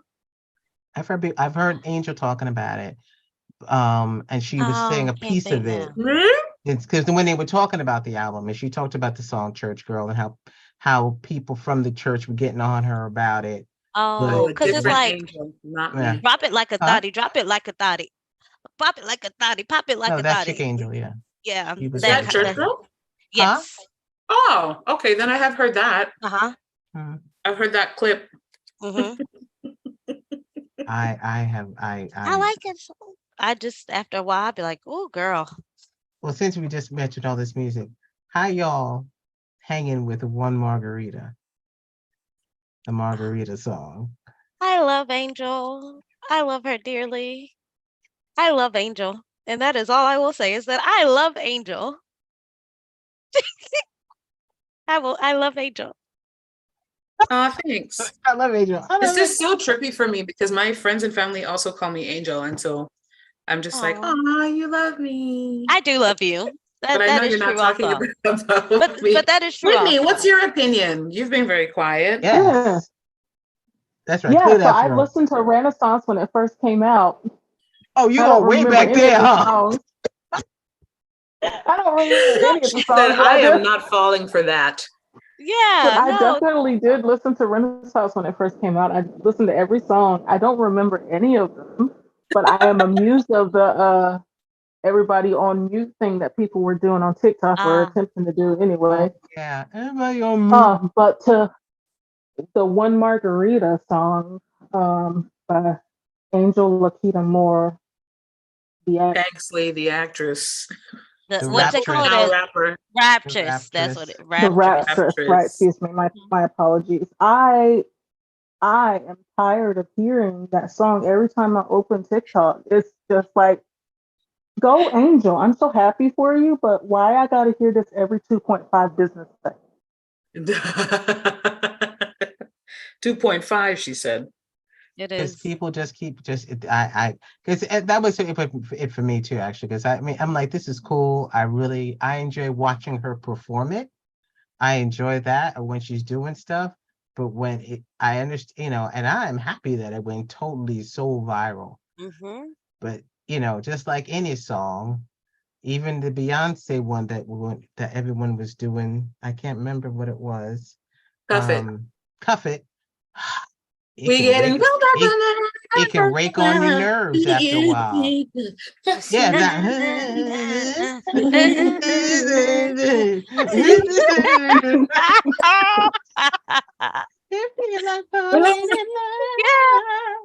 Oh, I do. I will say though, watching white people ruin that was a good time. Oh my gosh, I laughed so hard. I'd be like, "Oh, girl." Here's my opinion about the One Margarita situation. I love the origin story of it.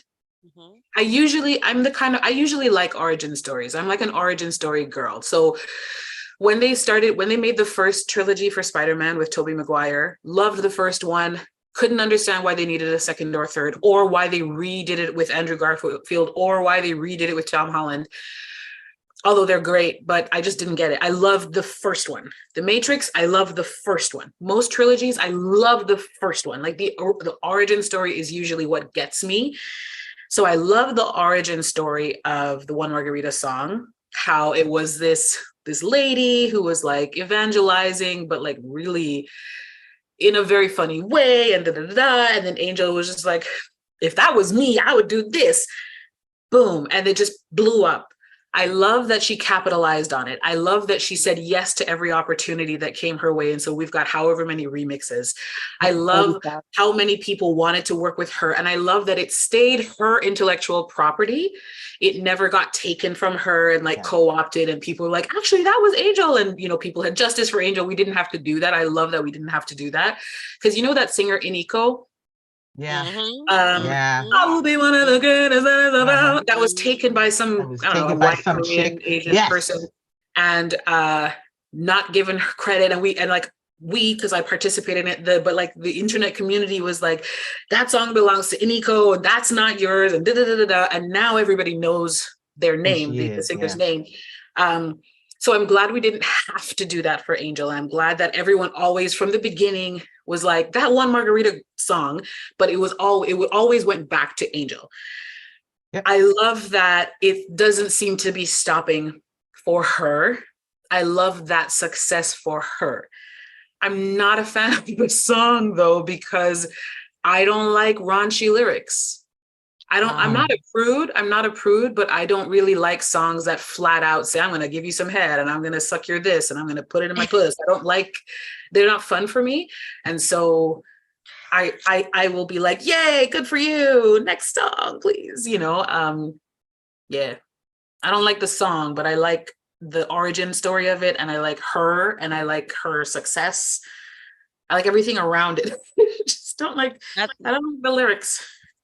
Yeah, the the best lyrics kind of part. ticked me off. Go ahead. Yeah, the best part was her doing it in the. I could make this to a rap. That was the best part. That Live in the I could. studio.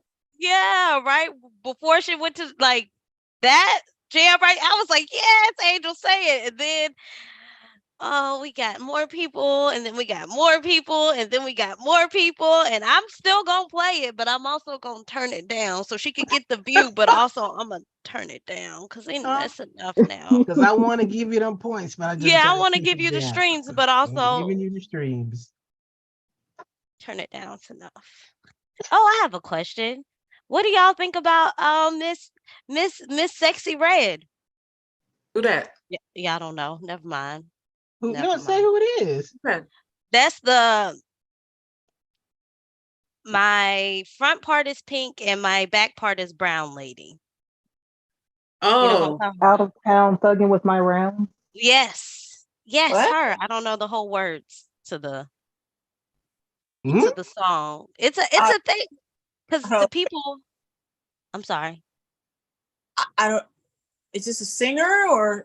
She is She's a rapper, I believe. a rapper. She is the everybody. You know, the ladies' music lately has gotten really, really raunchy. What's her name? That- Her name is Sexy Red, and she talks about the color of her genitals of her in her parts. in her song. Oh, And God. yeah, it's gone. It's it went from here to whoo, and we eating booties now. The ladies, we Oh, eat booties and stuff oh. too. That's the songs now. What y'all think about? Wasn't there also a remix or like a remake or a sampling of that Boys to Men song? The Waters, let's not wait till the water runs dry, or whatever the song is called. Is that not? No, wait, hold Did on. she tear that up? Oh yeah, she did. I just hate Somebody, you guys I'm not so saying it much. was Sexy Red. I'm not saying it was Sexy Red, but someone made a remake or a sample of that song, and it's the like the chorus or whatever is like pussy water, pussy water, pussy, like just over and over and over again. No? Okay. No, I don't know. Sorry. I don't know. But I was just wondering how y'all feel about the new trends of the music and the ladies that is out now. Can I comment on that? Since Yes, you asked, ma'am. man, I got to tell you what, man. I'm not a prude either, but let me tell you two things. I don't want to hear all that crap. Okay, a little bit of it, like I'm about to be 56, so in my day, No. I know. Shut her face. Like the 90s was like, yeah, that was where it's at. And there was like some of the lyrics were suggestive, but they weren't just like in your face so much, right? But except for the song Sexual Healing, which I really like. But anyway. But there were other songs that kind of were, but they were just very slickly There done. were some really raunchy ones way when back you in go the back day. and listen to some, Yeah, because I went back and like listened to some stuff, I was like, yeah. That one lady. Oh. Yeah, there were, but like I think in our time, no. Kim and she and Trina when I was young. Before that. But here's the answer to the question. I think it's really and it's not just the women. I'm just saying I've felt this way for a long time.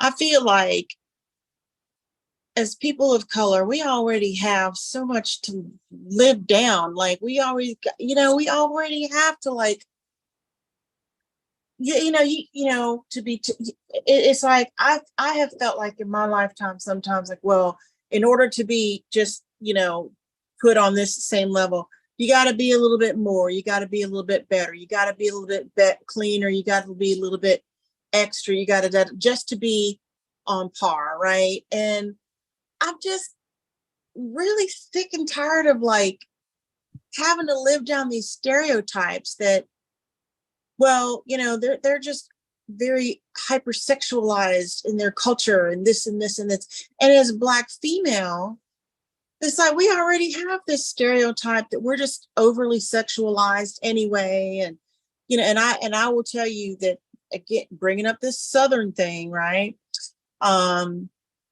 you know, back in the day or whenever, it doesn't matter, but there's a thing where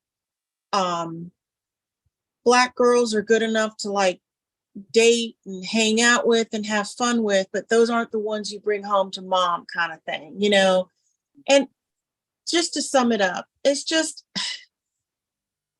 do better. Like shit, man, you know. It's like, and I know this, it's really unfortunate that Bill Cosby turned out to have so much controversy around him as a person and his name.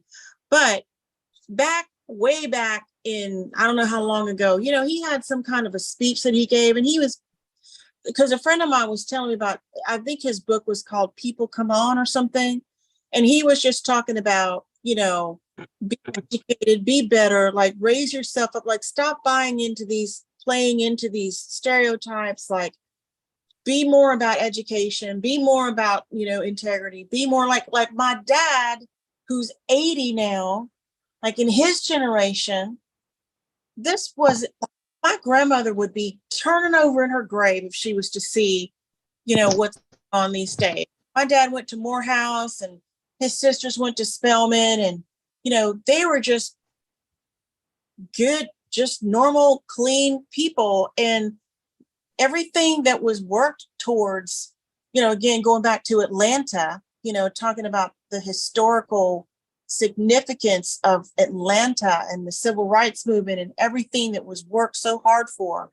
And it's just, I don't know, I probably sound like a prude, but it's like, come on, man. I just think that it's just a bit degrading, if I can just say. And so I don't care for it, not only because I don't really want to hear those lyrics, that's just personal preference, whatever. But the bigger issue for me is that's just not a good look, man, you know. And that's just my opinion, you know. I wish that there was more empowering, more positive messages out there. But you know, these young kids, man, they eat this stuff up like candy. They love it. That's just what they want. It just seems like the raunchier, the better. It's just like, I don't know. I feel like I'm just an old lady. I'm like the grumpy person. Get off my grass. Like maybe I've entered that phase of my life now where I'm just like, I just don't care for it. Yeah, I understand what you mean, but when I remember when Bill Cosby pre bullshit, pre all of that, all of that stuff, before all of that, I kind of lost my, I don't know, I kind of lost, or whatever the word is. I didn't like him as much because he was giving that speech about like, pull your pants up and da da da da da. And I was like, or don't if you don't want to. Like, I think on the one hand, I totally get what you're saying. And on the other hand, I feel like some of what's happening is young Black people saying, okay, enough of that work twice as hard to get half as much bullshit. We're just going to be ourselves, and we're going to create our own spaces, and we're going to make it work because we're going to force the world to change and stop treating us this way. I'm not saying it's necessarily working, but I think that there is I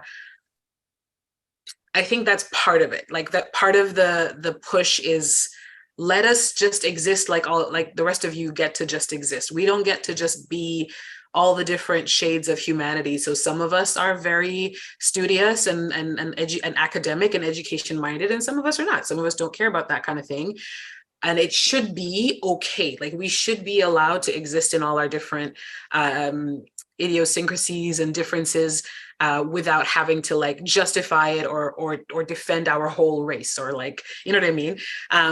I think some of that is what's happening, sort of like when Black people decided to start reclaiming the N-word, and some Black people are like, no one should say it ever. Some Black people think only Black people can say it. And some Black people are like, anybody can say it. It doesn't mean anything anymore, so long as you put the A on the end and not the hard ER or whatever.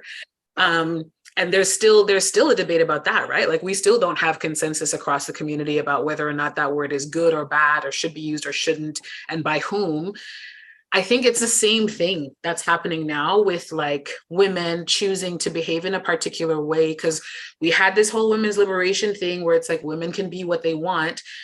But the expectation at the time was that women don't want to be that. But then what about women who do want to be that? They should also feel free to be that. But Yeah. like you said, we're coming up against the what's her name, Sarah Bartman, right? Like the Hottentot video vixen imagery, and all Black women being with that body type being seen a particular way and being over sexualized and treated as if that's all we're good for.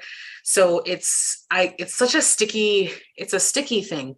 It's a sticky thing, but I'm trying to, because I don't like it personally, but I want to give them the grace to say, like, hey, if this creates more freedom for everybody, right? Yeah. Like if you carve out a space on this, you're on the extreme. They're on one extreme. And if you carve out more space on that extreme where you get to still be treated like a human being, then that makes me more free too. So I'm kind of like, that's not my style, but like, I'm not, I don't know. You know what I mean? Like, it's not my personal style. I don't personally like it, but at the same time, I hope that what they're doing brings some kind of positive change in the realm of like people and Black people being free to be whoever they are and still be treated like human beings without having to feel like the whole respectability politics of it all, where it's like I have to wear a suit and a hat and be polite all the time just to be treated like a human being. So that's what I'm hoping that's what that brings. I think that I think of it more similar to probably both of you, but more on an individual, because I thought we were just thinking of it as an individual thing, at an individual level, from this chick. Something, what is her name? Whatever her name is. I can't remember her name. Red Sexy? Oh, Red. Sexy Red. Sexy Red. But then you go through, like, I went through it as a characterization.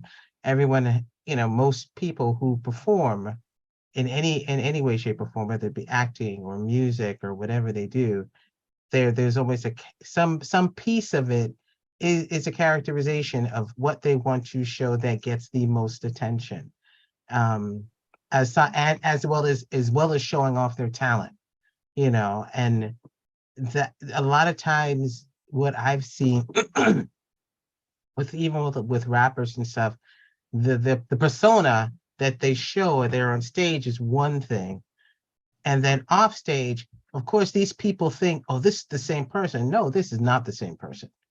That's who I am on stage. This is who I am now. Yeah, I was at work. Now I'm not at work. Yeah, kind of thing. Yeah. Now I'm not at work anymore. You have to address this person if you want A, B, C, D, and E. You can't come at me on stage, and that's how I was generating the question that that she had. Whereas, but I understand that of course, and people are gonna only see that persona. Like I can only think of it even from my end, like when I was on stage and I was performing, and people thought this was the person. But no, when I get off stage, I'm a bit different. I am not that same exact person. I'm similar, but I'm not the same. And everyone's like, "Oh my God, you have so many friends." I said, "No, I know a lot of people. All those people are not my friends. It has that level of difference." And that's how I see it with these with actors and with singers, and even with this chick. I don't know, I haven't heard her stuff, but my thing is, even with performers, this is the persona that they put up. And if that's the persona they have, like off the stage, then that's the persona they have off the stage. What has to be fixed, I don't feel, is really them or us. I think the people looking at the persona need to check themselves and really just come, it's just like you say, especially with Black women, we have that persona where, they were over sexified and over this and over that, and we're tough and we're that, and there's all this other stuff. So people come at you that way all the time. And if you show that, they think, oh, this person's like that, and they think everybody is like that. And it's like, no, you need to check yourself. Everyone is not like that. So in a way, yes, it's the person's persona, and I don't want to say it's even their fault that happens. It's what that other person is thinking, or whatever that other person or generation of people assume, because that is how they were brought up to relate to that particular type of persona that that they were told about. That kind of girl, when she's wearing them hot shorts and all them tattoos and them holes in her face, that's the kind of girl you don't want to bring home. That's the kind of girl you ain't going, you don't want around the neighborhood. Where this could be just that persona of that person being shown. I think But that there are also people who are that. Right. No, I'm They're saying there valid are too. people who are that, but you still have to you still can't come at them like that. But because those generations are taught that if you look like that, then this is the behavior that you have, that's I think is a major issue. I think that both of y'all made some really good points, and I appreciate Angelique's perspective of, like, the way you explained how you want to, like, hold space for people to do their own thing. And Jermaine, what you said about people needing to check themselves, I agree with that as well. And I guess, like, for me, like, I don't give a whole lot of thought to songs like that. I'm just like, I don't like that, and I keep it moving. It's like for me personally, I'm unbothered by it because I'm mature and I'm not influenced by that, But when I'm thinking about it the way that I was explaining it, I just think it's unfortunate because of, yes, this is a persona, and you made a really good point there, Jermaine. This is the person's persona. They're at work, and then in their personal life, and we know that, but we're adults and we know that, right? I just think that it's unfortunate that the side effect, if you will, is that these types of images, these lyrics, these whatever, they do shape society to a degree, especially younger people who are more impressionable. And again, I feel like I'm sounding like a prude, but because I don't believe necessarily in censorship, but it would just, because, like, I would never come out and say, well, her song shouldn't be played on the radio. I am not saying that. I'm just saying that, I might say that, though. I might say that. I mean, because children listen to the radio, so I might actually say, well, don't play this on the radio between 9 a.m. and 9. Okay, that I would agree with, sure. But see, that's a slippery slope because people get bent out of shape about that. Oh, freedom of speech, da da da da. And then that's when you would say, well, it's up to the parents to, monitor their children's consumption. Okay, and that works only to a certain degree, because as soon as they walk out the door and go to school or wherever they're going, you can't helicopter them all the time. So I guess in my, wishful thinking kind of world, I'm thinking, well, wouldn't it be nice if there was just, I don't know, just some kind of awareness about, like, yeah, I have this persona, I'm here working, I have this freedom of speech, I can write this song, I can make it, I can be who I want to be. But to your point, there are children listening. It's just a big, that's unfortunate. It's unfortunate that here's where we are. Like, it's just getting trashier and trashier. Whereas, and I, like, again, I said, it's just personal. I don't like it, but I have a 25-year-old daughter who herself was just telling me yesterday, and she's in the music industry. She's a singer and a songwriter and has, songs out on all the platforms and everything. And she's in Atlanta. And so, maybe I'm a little bit biased because, we've been exposed to the industry. And I'm hearing, it's just crap, man. It's crap. It's just all freaking crap. And she'll tell you it's crap. And they might have personas, but a lot of these people are really, truly living that life. It is not just a persona. And these messages are very influential on young people. And then next thing you know, you've got young artists that are trying to emulate this, and they don't have the maturity to differentiate between oh, well, this is just a persona and they didn't really mean that. This is just for entertainment and this is fun versus, no, man, this is, I'm out here trying to be in these streets. I'm trying to be like that, and I don't know. It's just difficult. It's complicated because my thing is, where's this? I don't even know if I should say this because it's going to sound so stuck up, and I'm really not a stuck up person, but I'm torn because ever since what you said, Angelique, I'm like, yeah, well, she makes a good point because I know when I was younger and I used to like write songs and I would, I have poems and I have things and I'm like, was outspoken, like, well, don't tell me what to do and how I want to be liberate. And I'm all about that. I get fired up about that, but never in a million years would I ever want to write about my genitals, and I'm just like, gosh, is that really necessary? Just like, It is the trend, and it is the trend that we are going through at this particular time and stage, just like every other trend. The boy band trend, the this trend, unfortunately, it's the raunchy trend right now, and as any trend, it will come up, it will go away, it will come up again later on in life, and it'll fade again. Is it a trend just for because this trend is not really that new, because if you really go back to when the boys have been doing this. Oh, all the time. I'm not saying it's the only time it's come either. I say it'll come up, it'll go away, it'll come up again. It's done it already in the past, just in different degrees. I think it's been dominated by the men mostly. And the one thing I did recognize in my mind, I was like, oh, okay. The women are having their turn now, because with the exception of like, Little Kim used to have some pretty provocative lyrics, but who did My Neck, My Back? That's Kaya. Who did that? That's Kaya. My neck. That was like a child. Yes, but do you remember when they used to make edited clean versions to play on the radio? Yes. And then you would have to know somebody that knew the real words to the song you were singing. Yep. They don't make that no more. Nope. It is. Really? No. If they play it, they bleep it. To the radio, so they bleep it, but you still know, like, they know what the word is that's going right there. Yeah.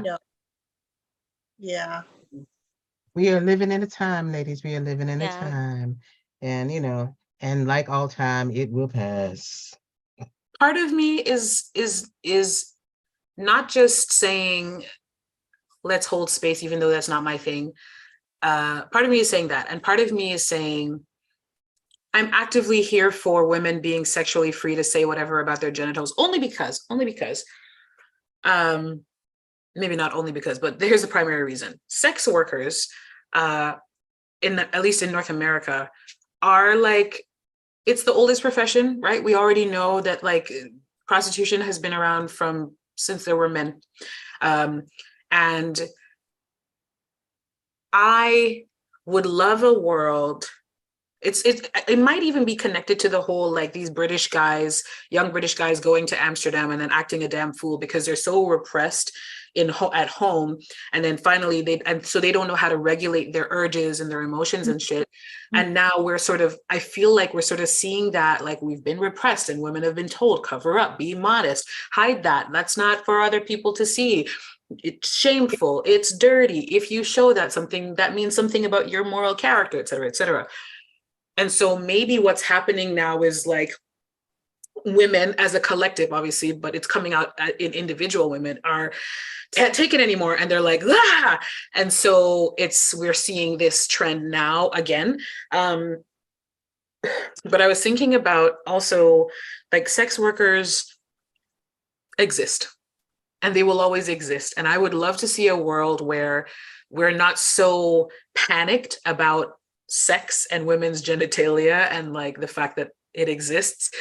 And maybe even sex work can be regulated in the sense of like protection, and you can sue someone who hurts you at your job, and you can get like workplace comp and all of that stuff. I would love to see that. But as long as, like, I learned about investors and how a lot of investors, like people who invest in companies, will, like, they have a clause that says they will not invest in any any like adult entertainment, anything related to sex work or adult entertainment or anything like that. And so it's really hard for companies who want to like do sex education or even pornography that's not harmful.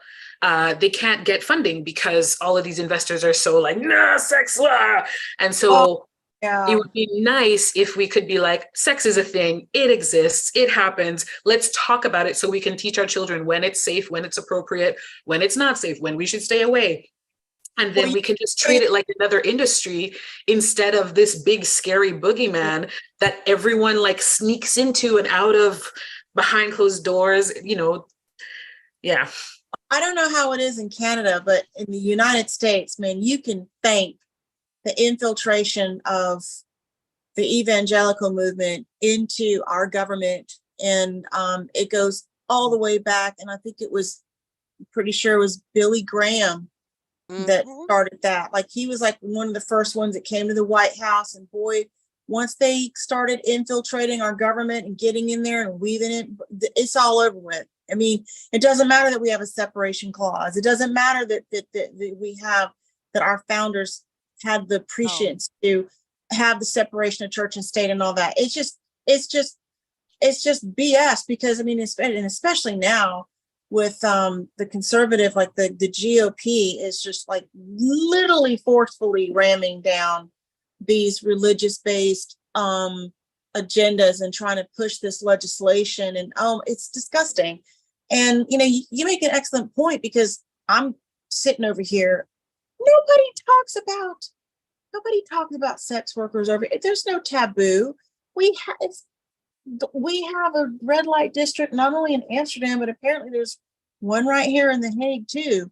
And it's regulated, and it's lawful. And I'm not aware anyway that anybody looks down on sex workers. I mean, it's just another industry, just like you said. And, you know, as long as there's consenting adults, and I mean, you know, sex is a natural thing that humans, that's how we all got here. I mean, hello. And as a parent, living in Forsyth County in Georgia, and like, you know, I wanted my daughter to have sex education like I had it, but I grew up in California, completely state, completely different times. I mean, I graduated high school in 1985, and I remember sitting in health class, and we were learning about every dang thing, man, like all the body parts and all the STDs and I mean, everything. But it was from a very clinical, scientific perspective, and it was just information. It wasn't like fraught with, you know, some political agenda or some religious or some. Hey, I'll even go you one further, man. This will blow your mind. I went to Catholic school, and in 7th grade, they took all, it was, kudos to them for doing this, okay? But they gathered up all of us girls, and they ushered us off for Girls' Day or whatever. It was a special day just for the girls. And we went to a special classroom. They gave us special lunch, and we got our little kits with our little tampons and whatever's in there. And you know what? In the most effective way that a nun could do, even in freaking Catholic school, they educated us a bit. You know what I'm saying? So why is it fast forward to, 2010 or whatever year it was, when Jordan was going into middle school, she came home with this paper that I had to sign to give consent for her to learn about the most basic of basic, like biology kind of stuff, because these parents are losing their flipping minds about, we don't want our kids to have sex education. We gonna teach that at home. But okay. Do you though? Do you teach it, or do you just say don't do it? That's exactly what they do. And then I'm gonna throw some more controversy in here. So the kids, I enjoy it. So they don't get the sex education. They just get told to like defy all nature and natural and all the hormones and everything that you have no freaking control over when you're young as hell. Oh, just don't do it. Just abstain. God's watching. And I hope I'm not trying to offend anybody. God who made sex and God who made our bodies enjoy sex. Right. Because God knew that if we didn't enjoy sex, we wouldn't do that shit and we wouldn't procreate and there would be no more children and human beings would just cease to exist. That same God you want to tell me shames me for wanting to have sex. Okay. The man who said, be fruitful and multiply. Who is not even a man. Let's start there. But then when they show up pregnant, now, it's like you have it both ways. If you want to be pro-life and anti-choice and all that, then you need to do everything you can at it to help prevent that from happening in the first place. So you need to be on board with sex education, and you need to be on board with birth control. Contraceptives. That's the word I was looking for. Thank you. You need to be throwing everything in the kitchen sink at it. Yeah. Where your mouth is. If you really are like anti-choice and you don't, the little bit, then that's the whole thing. They're not pro-life. They're just pro-baby. Yeah, I know. No, they're not pro-birth. They're not pro-birth. They're pro-control. It's not. No, all of That's it is control. But I mean, the fact that you're sitting there, no, we want these babies. No, you don't. They don't care if the babies are born or not. Because after that, you don't give a crap what happens after that. Toss the baby. They don't care. In fact, they don't want the baby to be born because that's more mouths to feed and overpopulation. Meanwhile, they have like 6 and 7 siblings. Of course. But all of those siblings were born in wedlock or, whatever. Tell that to the sister wives, okay? And then they want to cut. Have you seen the latest? They're cutting school lunches and they're doing everything in their power to make it god dang freaking impossible to even afford to have all these babies that they want to be forcing women to have. And then you have them and then they go to school, and because they don't want to do anything about the gun laws in that country, they might not come home. And that's also apparently allowed because they're not doing anything to stop it. Mad. It's mad. All of that. So give us contraception so we don't have to bring children into this crazy world. Give us our choice, because we don't want to bring no more in here because we see what's happening. But it's, I mean, if you really don't want children born out of wedlock, both ways. Fix these chemically castrate them in. Us. All we have, everything is here. We can't do it ourselves. Yeah. If you left us alone, we'd be fine. We can't do it alone. Okay. All I'm saying, sometimes we like to be left alone. That's true. We can't do it alone. So y'all wrap that stuff up and just keep it in your pan and stop moaning and groaning. Yeah, do a little snip, something like that. Whatever you got to work out, bruh. Yeah. Why should be advertising and giving away vasectomies. I don't understand why they don't do that. Because they're reversible. They're totally reversible. So like when you turn 18, don't want kids yet, let's get you on in quick for a quick vasectomy. When you're ready to have kids, you can come back and reverse it. Because I can't have that. And now you don't even want me to have something that I really need. Meanwhile, women can't have hysterectomies under the age of 30, or if they've never they can if you find the right doctor, but a lot of doctors just refuse to do it because they're like, what if you change your mind? I'm a doctor who only knows how to treat sick people, but I clearly know what you and your body might want.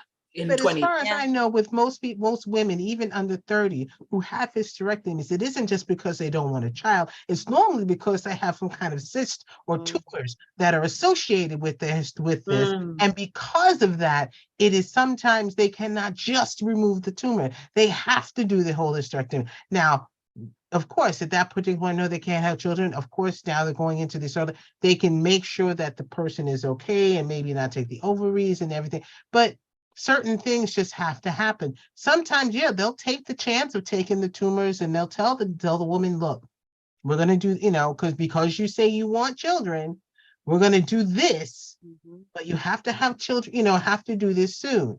Now, if it doesn't happen soon, they grow back, we might just have to take everything. And that's that is at least medical reasoning of choice. Don't be coming up in my face if I got 3 tumors in my gut telling me at 25 years old that you're not going to take them. Or you're going to say, I can't give you a hysterectomy. you know. Yeah.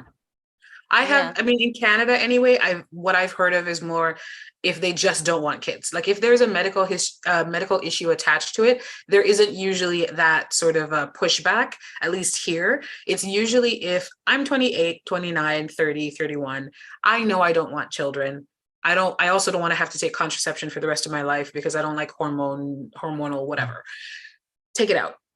Then doctors will say, you might change your mind. You don't have any kids. I'm not going to do it. And so you just have to keep looking until you find a doctor who's willing to do it. If I It's change The my medical mind, I can stuff is adopt. usually- Well, so this is the thing, like, I'm an adult. So am I an adult or am I not an adult? Like, do I have control over my own body or not?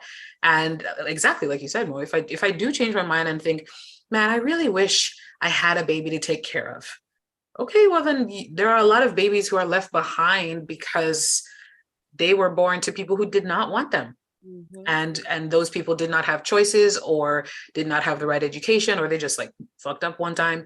You know, like there's other avenues to get a baby. there are so many things that in reality are non-issues or can easily be resolved through community, that like, because at least I feel like North America, Canada, and the US are such individualistic cultures.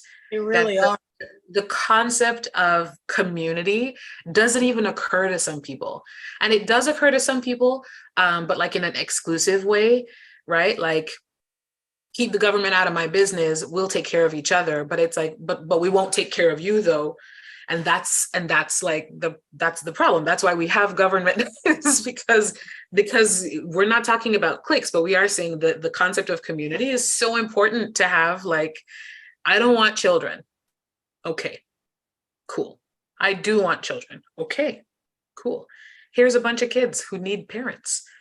Great. You know, like, make your choices. Here you I don't go. know, just it doesn't have to be this hard. Life doesn't have to be this hard and miserable, but people make it so miserable. I had to stop watching. I think it was years ago, though. This is before the pandemic, and friends of mine, oh, you got to watch The Handmaid's Tale. You got to watch The Handmaid's Tale. Absolutely not. What? The The Handmaid's Handmaid's Tale. Tale. I watched, I think, until the second season, and I said, well, this will not be completed because this is way too close to truth. I didn't even start. So I need blood boiler for me, man. I was like, I don't need to watch this. I just watch the damn news every damn day. Way too close to truth. Something that could. It used to be speculative fiction. Now it's just like, yeah, this is reality. Like this could slide in. I mean, there was a show I talked about it a while years. I saw it when I first got here, called Dark Angel, and of course I can't remember who the actress was in it, but it was like one of those apocalyptic films of the, you know, for the world, and it wasn't something that was. It wasn't impossible for what happened in this to happen now. Parts of the things from that series have happened already. And I was like, even to the point of like them trying to get rid of just trying to use credit and getting rid of coins and paper money. And I'm like, no, God, no, don't do that. That's horrible. Don't do. It's the same concept that was in this film. It wasn't a film, it was a series that's over 20 years old. You know, and I'm like, yo, you know, that's why I got to points with certain shows. I'm like, nope, don't need to see that kind of, nope. And when Handmaid's Tale came out, I was like, nah, because this is. I just saw the trailer for Handmaid's Tale, too and close I was to like, absolutely not. Not even because it was too close to truth, but just like the concept of it all. Why is this entertainment? Yeah. Why are we entertained by this? And so I'm I'm like on the sex and the raunchy thing, I'm like, not my style, but please go ham. On the other side of it, I'm over here like, why do we find this entertaining? Yeah. Why do we enjoy watching women be R word, and why do we enjoy like people hurting other people, and why do not just hurting other people, but like, because if it's battle, that's like sort of even, right? Like equal footing, Right. you're battling each other. If Yeah. two people are fighting, they're both fighting. But when it's like big oppressive power, boom, boom, boom, boom, like why do we enjoy watching that? Especially a show like Handmaid's Tale, where it takes so long for it to start changing, and then the show gets canceled or whatever, so we never actually get to see the like the rise up of the whatever. We spend so much time consuming suffering and pain and trauma as entertainment. Yeah. And then but it's almost like we can't imagine anything else. Like our imaginations are limited to that. And like everyone says, what makes a story good is conflict, yes, but also triumph. Like there has to be a resolution to the conflict, because otherwise you're just stuck in that like conflict stage, like going through your day. Like, and if you think, I mean, I don't know about other people, when I watch a show, I'm like in the show. And so I'm watching American Gods right now. I've seen it before, but when I first, like anytime I read a book, I start talking like the people in the book. So when I was in my like Jane Austen phase, Pride and Prejudice and like Sense and Sensibility, or whoever wrote those books, I was talking like that, like out loud to other people. And they're like, why are you talking like that? I'm like, sorry, let me Reading a book. I'm reading a book. Let me recalibrate to like in 20, whatever, 1990, 20, whatever. But just when I watch these shows, my whole psyche kind of, because I love stories and I love storytelling, so I get immersed in the story. Like I just immerse myself in the story, and I live in that, like whether it's comedy or the romance or the drama or the fantasy or whatever. And I just don't enjoy the space that shows like that would put me in, right? Like the anger and the fear and the defeatedness and the hopelessness. Because I remember there's one clip that I've seen of the main character, Kate Moss. No, that's the model. What? What's her name? Elizabeth Moss? Who's the main character? Elizabeth something. Yeah. Okay. There's a clip of her, and you know what's happening because of the rhythm of her body, like the movement of her body. She's being mounted, let's say, because it's pretty animalistic in the sense. But like her eyes are just like off somewhere, and like her body is being moved by this other force. But you just see her face just goes like slack and blank, and her eyes are just looking off because in her mind, she's trying to take herself somewhere else. And I'm like, that does not look entertaining. Like that looks awful and horrible. And maybe because I'm a woman and I'm like, this is happening to women, and I already live some of this bullshit, definitely not to that extent, thank the Lord. But you know what I mean? Like, I don't want to imagine myself in that. So I avoid shows like that. And I'm not sure I understand the appeal personally. So That's like with all these things, with the women liking to watch like the unsolved mysteries or murder shows, the true crime and true stuff. crimes, and I was like, really, women like? I didn't know. I always thought it was research. I thought it was like, or like preparation. Like, let me research what these crazy people are doing to women so that I can see the warning signs and avoid it. That's what I thought it was. That's what you thought? I thought Search for when the women wanted to. Yes, listen, I need to figure a way to get rid of this man. So you need to write true crimes and CSI, because you can't just do A without getting B. You got to get both sides. It's like robbing a bank and not having a getaway plan. You got to have. I like CSI. I don't like love CSI. I don't like the first 48. I don't like. I never watched that. Oh, it's stressful. I try not to. It's stressful because it's real. And I'm like, CSI is not real because they usually solve the case. Yes. They solve cases and they like use logic, and they try not to let their personal biases get in the way of them doing their jobs and stuff. And I like that. And that's not reality. So I like watching shows like that. I like Criminal Minds. Criminal Minds is cool. All of them shows, Law and Order, SVU, like, because they're not realistic. Oh, okay. Yeah. The crimes may be realistic, but the way the law works in those shows is fantasy. Okay, I want to ask a question, and I know it's late now. We got like a few more minutes. When because I noticed this with a lot of stuff that I'm listening to now, and I actually had to double back with something. When did we start using word? When was it I don't even know what to use. Why aren't people saying what things are anymore? Why are we Oh, I can tell like you why. saying things I know like exactly why. unalive instead of Oh, saying because I'll tell you why. died or There's a dead? there's a practical reason. It's Why? not a sensibilities reason. It's a, well, it may Oh, be, that. Well, but I don't know, it's but it's because on platforms like YouTube and TikTok and maybe Instagram too, but definitely TikTok and YouTube, people talking about sex, suicide, rape, saying those words or having the word on the screen, it would get flagged and Yep. taken down. The videos were getting removed or reported to the community, like as violations of the community guidelines, even if they weren't. And for whatever reason on TikTok, as soon as someone reports you, they just take it down and then you have to appeal. And oh yeah. sometimes you win the appeal and sometimes you don't win the appeal.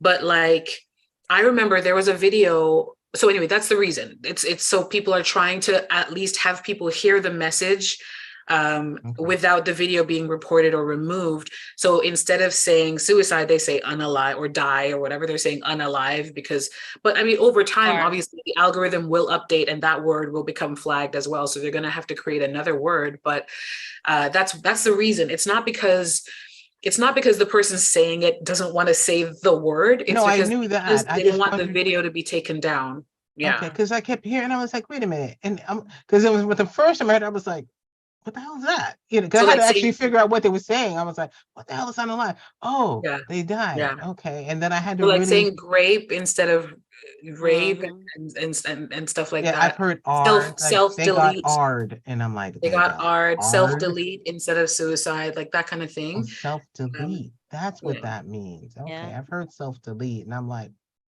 yeah. So that's like suicide, and so they're doing it to okay, avoid catching the attention of the algorithm. And okay. sometimes if your video is popular enough, people who are just trolls or We'll snap it. We'll maybe cut it. they're politically on the other side of the fence than you, and they don't want your video to get out there. So they'll just, sometimes people just report videos they don't Yeah. like, not because they actually violate anything. Right. I've had videos taken down that I had to appeal. And then like one time people were stitching other videos with like, oh, this filter makes me look so ugly. And then I duetted with my own and I put on the video, I was like, well, I beat all of you because look at me, or because ew, or something like that. And it got reported and taken down, and I appealed it and they said, no, this still violates the community guidelines. We're not putting it back up. And it's because I said, I beat you, but I meant I win, as Yeah. opposed to Oh I my beat God. you. Okay. Yeah. Yeah. Yeah. So, and I didn't even, you know what I mean? Like it wasn't like it would be very clear from the context, because I did the filter as well, that I'm saying I beat all of you in the sense that I win. I am more ugly because of this filter than you are. Mhm. The algorithm and the TikTok gods Gotcha. were like, no. So I Nah. had to redo it. And instead I put I win, and then it was okay. But I reported a video of a man who was basically I'm in the scared. video, he's the teacher, and it was over some sound, some sexual sort of sound, where it was very clear from the video that the imagery he was sharing was the teacher is seducing the student. And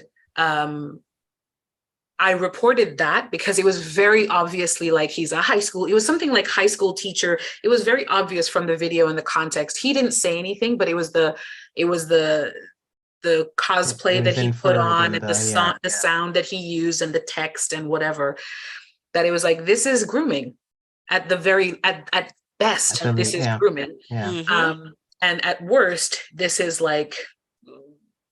molestation. And so Mhm. I reported it and it never got taken down. And so many people in the comments are like, I don't understand why TikTok won't take this down. I keep reporting this video and it never gets taken down. Because I don't think they're about context. I think they're just about words. They're about words, and they're They're about about like, words. the Because I people. remember The there thing is, algorithms were created by human beings, right? So Yes. who is it that programs these algorithms to behave this way? It's not just AI. It's like AI is artificial. That means someone created it. Who created this stuff to behave in this way, right? So it's Listen, frustrating. I have seen Okay, some good. things on the Tickety Talks. Women's whole they get report like there's a certain particular set of women that do their acrobats and things, which I'm like, yeah, go sis, do your thing. However, ma'am, half your moose knuckle is out. Don't And nobody those see this? and they don't get I taken had down. no, and it's specifically one type of women that don't, their videos don't get taken down. But if somebody, yeah, and I'd be like, this woman, y'all don't, y'all, y'all don't see it. Y'all just gonna let us get up there, and it's like a certain, I don't remember the hashtag, but if you so happen to get on there, don't, because your whole timeline will be moose knuckle, moose knuckle, moose knuckle, moose, like full friend, like all of it. I was like, you know what? Just delete my algorithm. Take me off whatever I Yeah, got. delete cache, empty your cache, Mo. You got to empty your cache, reset all Oh, your settings. oh, I don't like it. Pineapples. I don't enjoy it. Yeah, Take me off. you gotta actively search for like other stuff and like Yeah, drown it out. Yeah. That it's a rough patch. that's why I Whew. only get cat videos. Yeah, I Cat do love videos, cat yeah. videos. Of Nice. Cat videos. pineapple, pineapple, pineapple. I don't, yeah, just give, I don't, me personally, like I could talk my cash, but also I don't want to see that. That. Thank you. Hmm. There's full websites that you can go in that have the X's in them that you could see all the things that you want to see. I didn't come to the tickety top for that. I came to Just the tickety talk to have fun. yeah, to laugh and have a good time. Look at the little dance trends that are going around. Maybe learn about, oh, my favorite thing right now is like the small towns or smaller towns, um, they're watching their city council meetings and them checking the people about their Oh behaviors yeah, and I've stuff. seen Ah, those. I've seen those. Ooh, I they be follow they chopping them bring up. somebody who like that's her whole a lot of her content is about specifically her community in New Mexico, I think. And it's good. It's it's a because she's like it's like this is community. This is what we I like to see. it's a good Hold the time. people that you elect accountable, or the people who are hold them accountable. Like make sure they're actually working for you and not just buying Yeah. votes.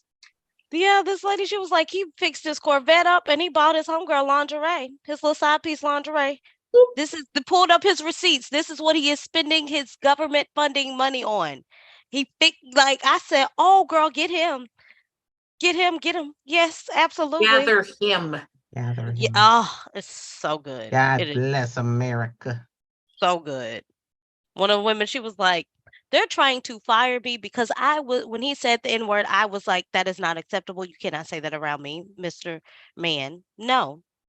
And then he was trying to get me like making the like her boss, her councilman, she was like the secretary, and he was like steady trying to get her to go out for drinks, steady get her to go out for dinner, go to the drinks with him, go to dinner. And she's like, no, I don't want to go. And finally she was like, I'm not going, stop. And all of a sudden, oh, now we're having this meeting about getting me fired because I don't just let you do whatever and say whatever and take me out when I don't want that. I come here to do my job. Right. I said, oh, you come on, sis. It's been so heartwarming.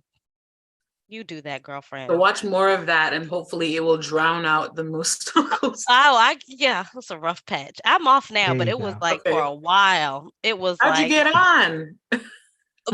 How do you end because up there? I How mean, did you slip? I How shouldn't did ask you that take question. that slippery well, slope? because I shouldn't ask somebody because TikTok will do that to you. You scroll long enough, or someone sends you a thing, and then you check out a different profile, and then they're like, "Oh, you're interested in that, eh? Well, yeah, Well, somebody told me about it and my dumb self, I didn't know exactly. She was like, look up this because if you see this, you'll see what oh, they're doing. And I'm like, well, what the heck is they doing over there? And I was like, oh. my gosh, off. But now once you search and you look up that TikTok, But you can say not interested in, you know that, right? Like oh, look at my nails. I know it's pretty cool. I Pretty. like that. Oh, Anyway, cool. if you if you get to a video and you're like, what is this? You can like tap the share button, and then there's like a not interested button. And then that sort of programs the algorithm bit by Don't do bit that to to me say, no more. oh, I don't like this. Don't show me Yeah, this anymore. don't do that to me no more. Yeah, so next time, if it happens again, if it happens to any of you. Oh, and also Is if you Whitney look here, up, or is her camera frozen, or is she actually? She's I think here. she's here. She's looking Oh, is down she at her frozen? phone or doing something. Yeah, Oh, you that she just. Oh, friend. Oh, it's okay. Whitney, take your it off. face was like this Mm-hmm. for so And you were long, so and it was still. not moving, so I wasn't sure if It's your like, is she moving? camera I was was like, she frozen. breathing? Breathe, girl, breathe. There Yeah. you go. I'm sorry. Also, by the way, don't look up Dirty Mom TikTok because it's not Don't going tell to be. us. Stop I'm just it. saying. I This would lady never told have me. thought to look Somebody that up, but warned now us that you that said it's not You. about No one cleaning. I'm would have just thought saying. about it. It's The not girl was. cleaning video. this is No, it's not cleaning not. videos. Like, Okay. no, it's not cleaning. It's Because not like your somebody was house is. looking for cleaning videos, Mm-hmm. You got the same video I got. and they Yep. looked up Mom, and it was wrong. No, I it's didn't not look what it you. up. Other people in the comment was looking it up. I was like, oh No, no, I trust no. your instinct. I'm not going to look it up. Mm-mm. It's very milfy. It's very milfy.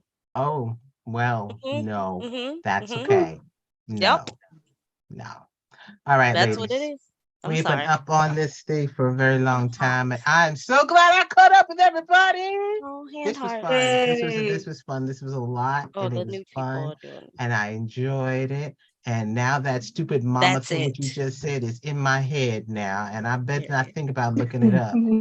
Ah, I'm just Mo. saying that's all. Like if you don't do it, don't do the things in case you did. I got this one Because friend. I am a mom and I'm lived in house. Ugh, it's really dirty. But I was like, oh, what Not can that I do? kind of dirty. Not that Not kind of that dirty. kind of Not that kind dirty. of dirty. Not But that I kind of was like, dirty. oh, what's the hacks? That's where I got my pink, what you call it? Not pink sauce. Pink cleaner. Uh-huh. Yeah, yeah, Yeah, yeah. where it cleans up everything, crayons, dirt, everything off the walls. Yeah, I bought some of That's that actually. I only used it like once, but it cleaned. What did I use to clean it? I Well, what do cleaned you one of my call that side of pans. TikTok? Clean mom TikTok? I guess, Jesus, but it ain't I didn't the see it dirty there. version. I Clean saw it in the talk. store. Clean talk, yeah. It There you got go. Now that gum we're off my talking about floor. it now, you'll be able to see it on your algorithm. Yeah, Yeah. cleaning talk. Yep. Now that we Hey, said it, you'll hey, see TikTok, cleaning pink talk. stuff, cleaning, I'm sure my phone's listening pink to me. cleaning TikTok. Yep. But it So, was really great talking to all of you today, and everybody in the chat. So glad you came out. But ladies, Angelique, Monique, Rhonda, Whitney, I'm so glad that we got to catch up. We have to catch up again a little sooner than having 3 months go past. And y'all too, we need to catch up again and speak again. But it was great having you here for Zoom It in Comfort. We will see you again in a few weeks. Because yes, it usually takes us that long to get ourselves together because we got stuff on our plate and things to Yeah. do.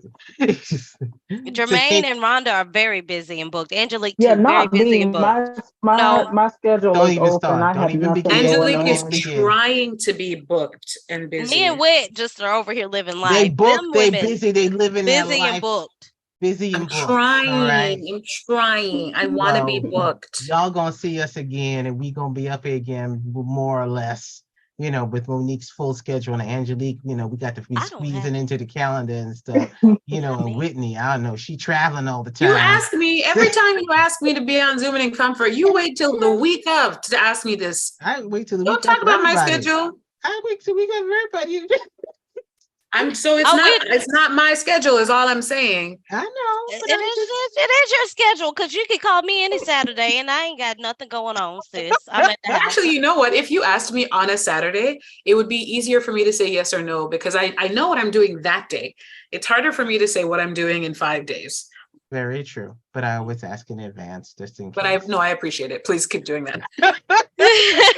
So you guys all have a great afternoon and evening, and we will see you all again next time. Ciao. Peace. Bye.